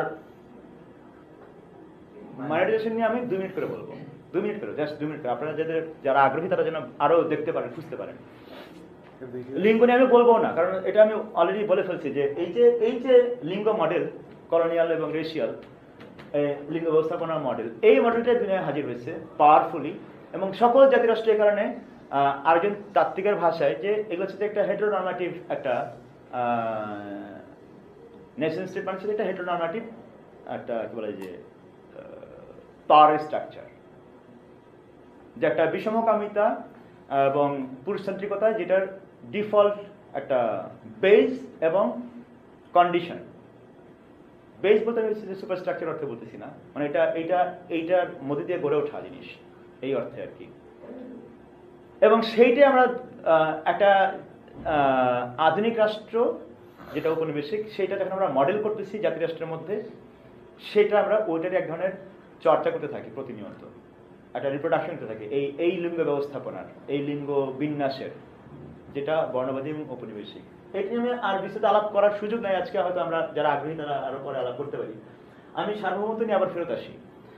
সার্বভৌমত্বের ব্যাপারটা আমি তো বললাম যে সার্বভৌমত্বের আইডিয়া নিয়ে আমরা এখন রাষ্ট্র বুঝি, এইটা অবশ্যই ঔপনিবেশিক এবং ওয়েস্টফ্যালিয়ান রাষ্ট্র মডেলের সার্বভৌমত্বের আইডিয়া। কিরকম যে এই রাষ্ট্রটা মূলত তার যে মানে আধুনিক ইউরোপিয়ান রাষ্ট্র, তার যে ঔপনিবেশিক উৎস, ঔপনিবেশিক অভিজ্ঞতা যেটার উৎস, অন্য দিনে এসে উপনিবেশ করছে, অন্য দিনে যে সভরেনিটি সে প্র্যাকটিস করছে, এবং তার সাপেক্ষে নিজের অঞ্চলে তাদের যে রাষ্ট্রর, তাদের যে ডিলিমিটেশন, সেটার মধ্যে তার যে বিশেষ ধরন হাজির হলো, তার কারণে এলিটদের পাওয়ার শেয়ারিং এর মডেল, সেইটা আমরা উপনিবেশিত দুনিয়ায় সভরেনিটির ফর্ম হিসেবে গ্রহণ করলাম। আপনাদেরকে আমি 2-3টা ছোট ছোট গল্প বলি। একজন রাষ্ট্রতাত্ত্বিক আছেন অড্রা সিমপসন, উনি এক কানাডার আদিবাসীদের নিয়ে ইয়ে করেন আর কি, মানে অভিজ্ঞতার জায়গা থেকে রাষ্ট্র ব্যাপারটা বোঝার চেষ্টা করেন আর কি। উনি বলছেন যে আদিবাসীরা কি বলে যে রাষ্ট্র হচ্ছে একটা মানে ম্যান। কারণ আদিবাসী সমাজে যারা মানে এই ঔপনিবেশিক শাসকরা বা কলোনাইজার, সেটেলার কলোনাইজার যারা, তারা যখন মানে ইয়ে করতেছে, এদেরকে ডিসপ্লেস করতেছে বা এদের জীবনের উপরে ইন্টারভেন করতেছে, সেটা ধরনটা হচ্ছে একটা মানে ক্ষমতার যে মানে অবশ্যই সেটা ফিজিক্যালি বডিলি হয়তো পুরুষরাই ছিলেন, কিন্তু এটা ধরনটা অনেক গভীরভাবে একটা বিশেষ ধরনের পুরুষালিতা এবং পুরুষতান্ত্রিকতা, এইটা হাজির ফেস করে তারা। ফলে রাষ্ট্রের আর কোনো আইডিয়া, আর কোনো ইমেজারি তার কাছে হাজির হয় না। তার কাছে রাষ্ট্র মানে সেটা বেটা।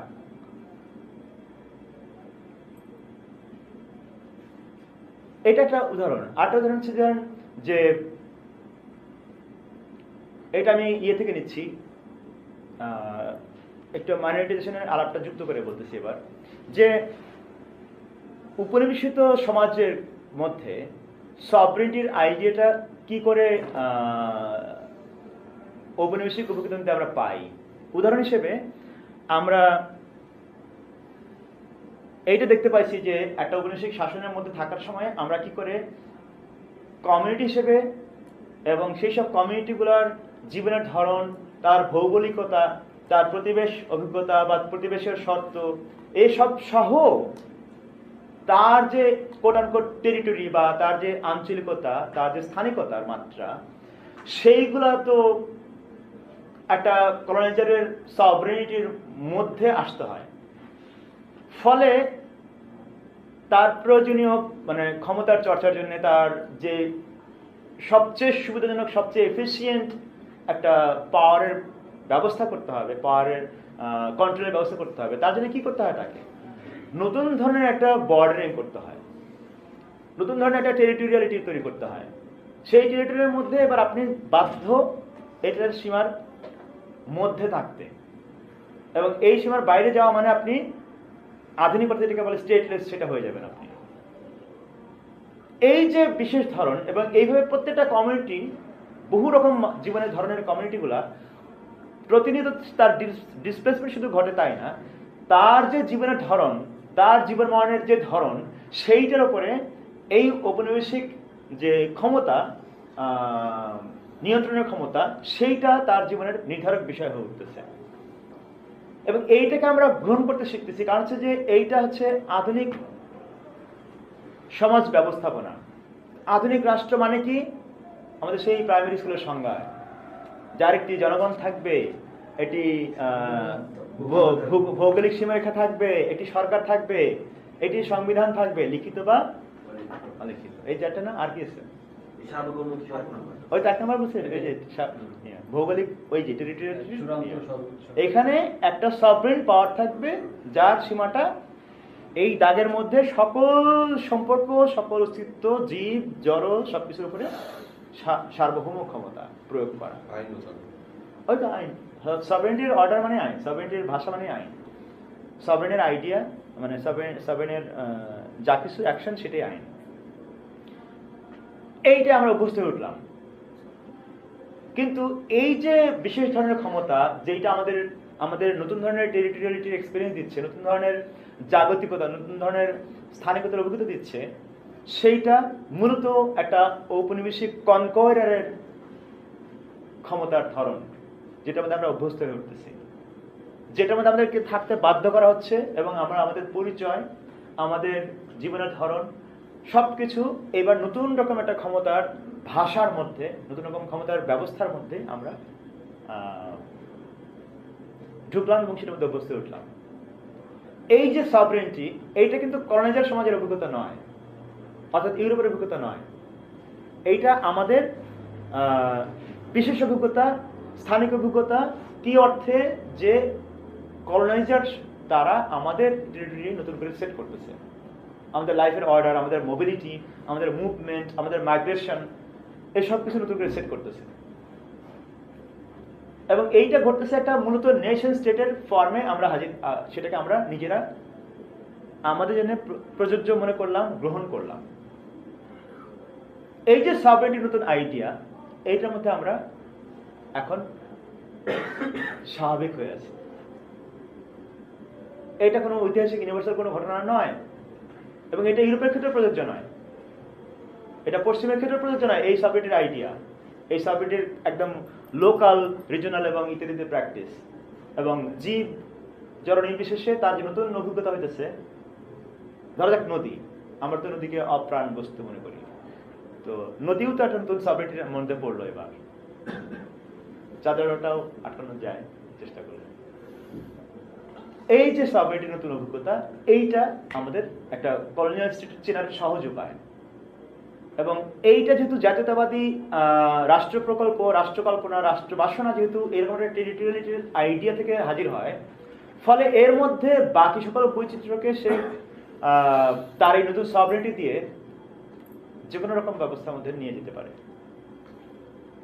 যেটা আমরা শিখছি আবার একই সঙ্গে ঔপনিবেশিক ওই যে চিহ্নায়ন প্রক্রিয়া দিয়ে, এ হচ্ছে হিন্দু মানে পরিচয় দেওয়া আর কি, এ হচ্ছে হিন্দু, এ হচ্ছে মুসলমান, এ হচ্ছে আদিবাসী, হচ্ছে যে এই হচ্ছে সেই, এইটা এবং এর মধ্যে যার পাওয়ার, হেজেমনিক পাওয়ার, তার সে হবে সাবরেটির আসলে ভাষ্যদাতা এবং রক্ষাকর্তা, চর্চাকারী। এই প্রক্রিয়ার মধ্যে দিয়ে একটা নিরন্তর মানে সাবরেটির নতুন আইডিয়া, যেটা আমি একটা নির্দিষ্ট জাতীয় রাষ্ট্রের ক্ষেত্রে বা স্টেটের ক্ষেত্রে বলতেছি, গ্লোবাল অর্ডারের সাবরেটির আলাপটা আরেকটা ভিন্ন, সেটা আমি আজকে আর সময় হবে না। কিন্তু এই যে একটা সোকল বাউন্ডারি যার নাম স্টেট, রাষ্ট্রের সীমানা, এর মধ্যে এই সাবরেটিটি যা যা করে এবং যে প্রক্রিয়ায় এই রাষ্ট্রগুলো গড়ে উঠলো, তার আরেকটা নাম হচ্ছে বা আরেকটা ঘটনা হচ্ছে মাইনরিটাইজেশন বা সংখ্যালঘুকরণ। দুনিয়ায় কোনো সংখ্যালঘু নাই। এই কথাটা শুনলে খারাপ শোনা যাবে, ভুল শোনা যাবে। বলতে হবে এইভাবে, দুনিয়ায় যারা সংখ্যালঘু হিসেবে চিনি যাদেরকে আমরা, তারা মূলত সংখ্যালঘুকৃত। সংখ্যালঘু মানুষ হয়ে ওঠে কোন প্রক্রিয়ায়? তার নাম হচ্ছে সংখ্যালঘুকরণ প্রক্রিয়া। দুনিয়ায় সকল জাতিরাষ্ট্র এই সংখ্যালঘুকরণ প্রক্রিয়ার মধ্য দিয়ে দুনিয়ায় হাজির হয়েছে। যেটা আমরা শিখছি মূলত ঔপনিবেশিক সভরেনিটি, ঔপনিবেশিক গভর্নমেন্টালিটি বা শাসন প্রক্রিয়ার মধ্যে, সেটা আমরা নিজেরা রপ্ত করে আমরা একটা রাষ্ট্র বানাইছি, যেখানে আমরা বহু রকম মানুষকে বহুভাবে সংখ্যালঘুকরণ করতে থাকি, প্রান্তিক করতে থাকি। বিশেষত মেজরিটিরা এটা করে আর কি, এবং সেই মেজরিটি যে করে এটা সে নিষ্পাপ মনে করে করতে থাকে, কারণ সেটা একটা নতুন চৈতন্যে ঢুকছে, একটা কলোনিয়াল রেশিয়াল একটা জগৎ ভিক্ষার মধ্যে ঢুকছে। সে তার কিছু সভ্যতার কিছু আইডিয়া আছে, হ্যাঁ, ফলে ওদেরকে আমরা সভ্য করে তুলবো, ওদেরকে আমরা ফুলের বাগানের মতো করে রাখবো, কারণ আমি হেজেমনিক মেজরিটি। এইটা তার কাছে নর্মাল, একটা সমস্যাহীন, দোষ ত্রুটিহীন একটা ব্যাপার।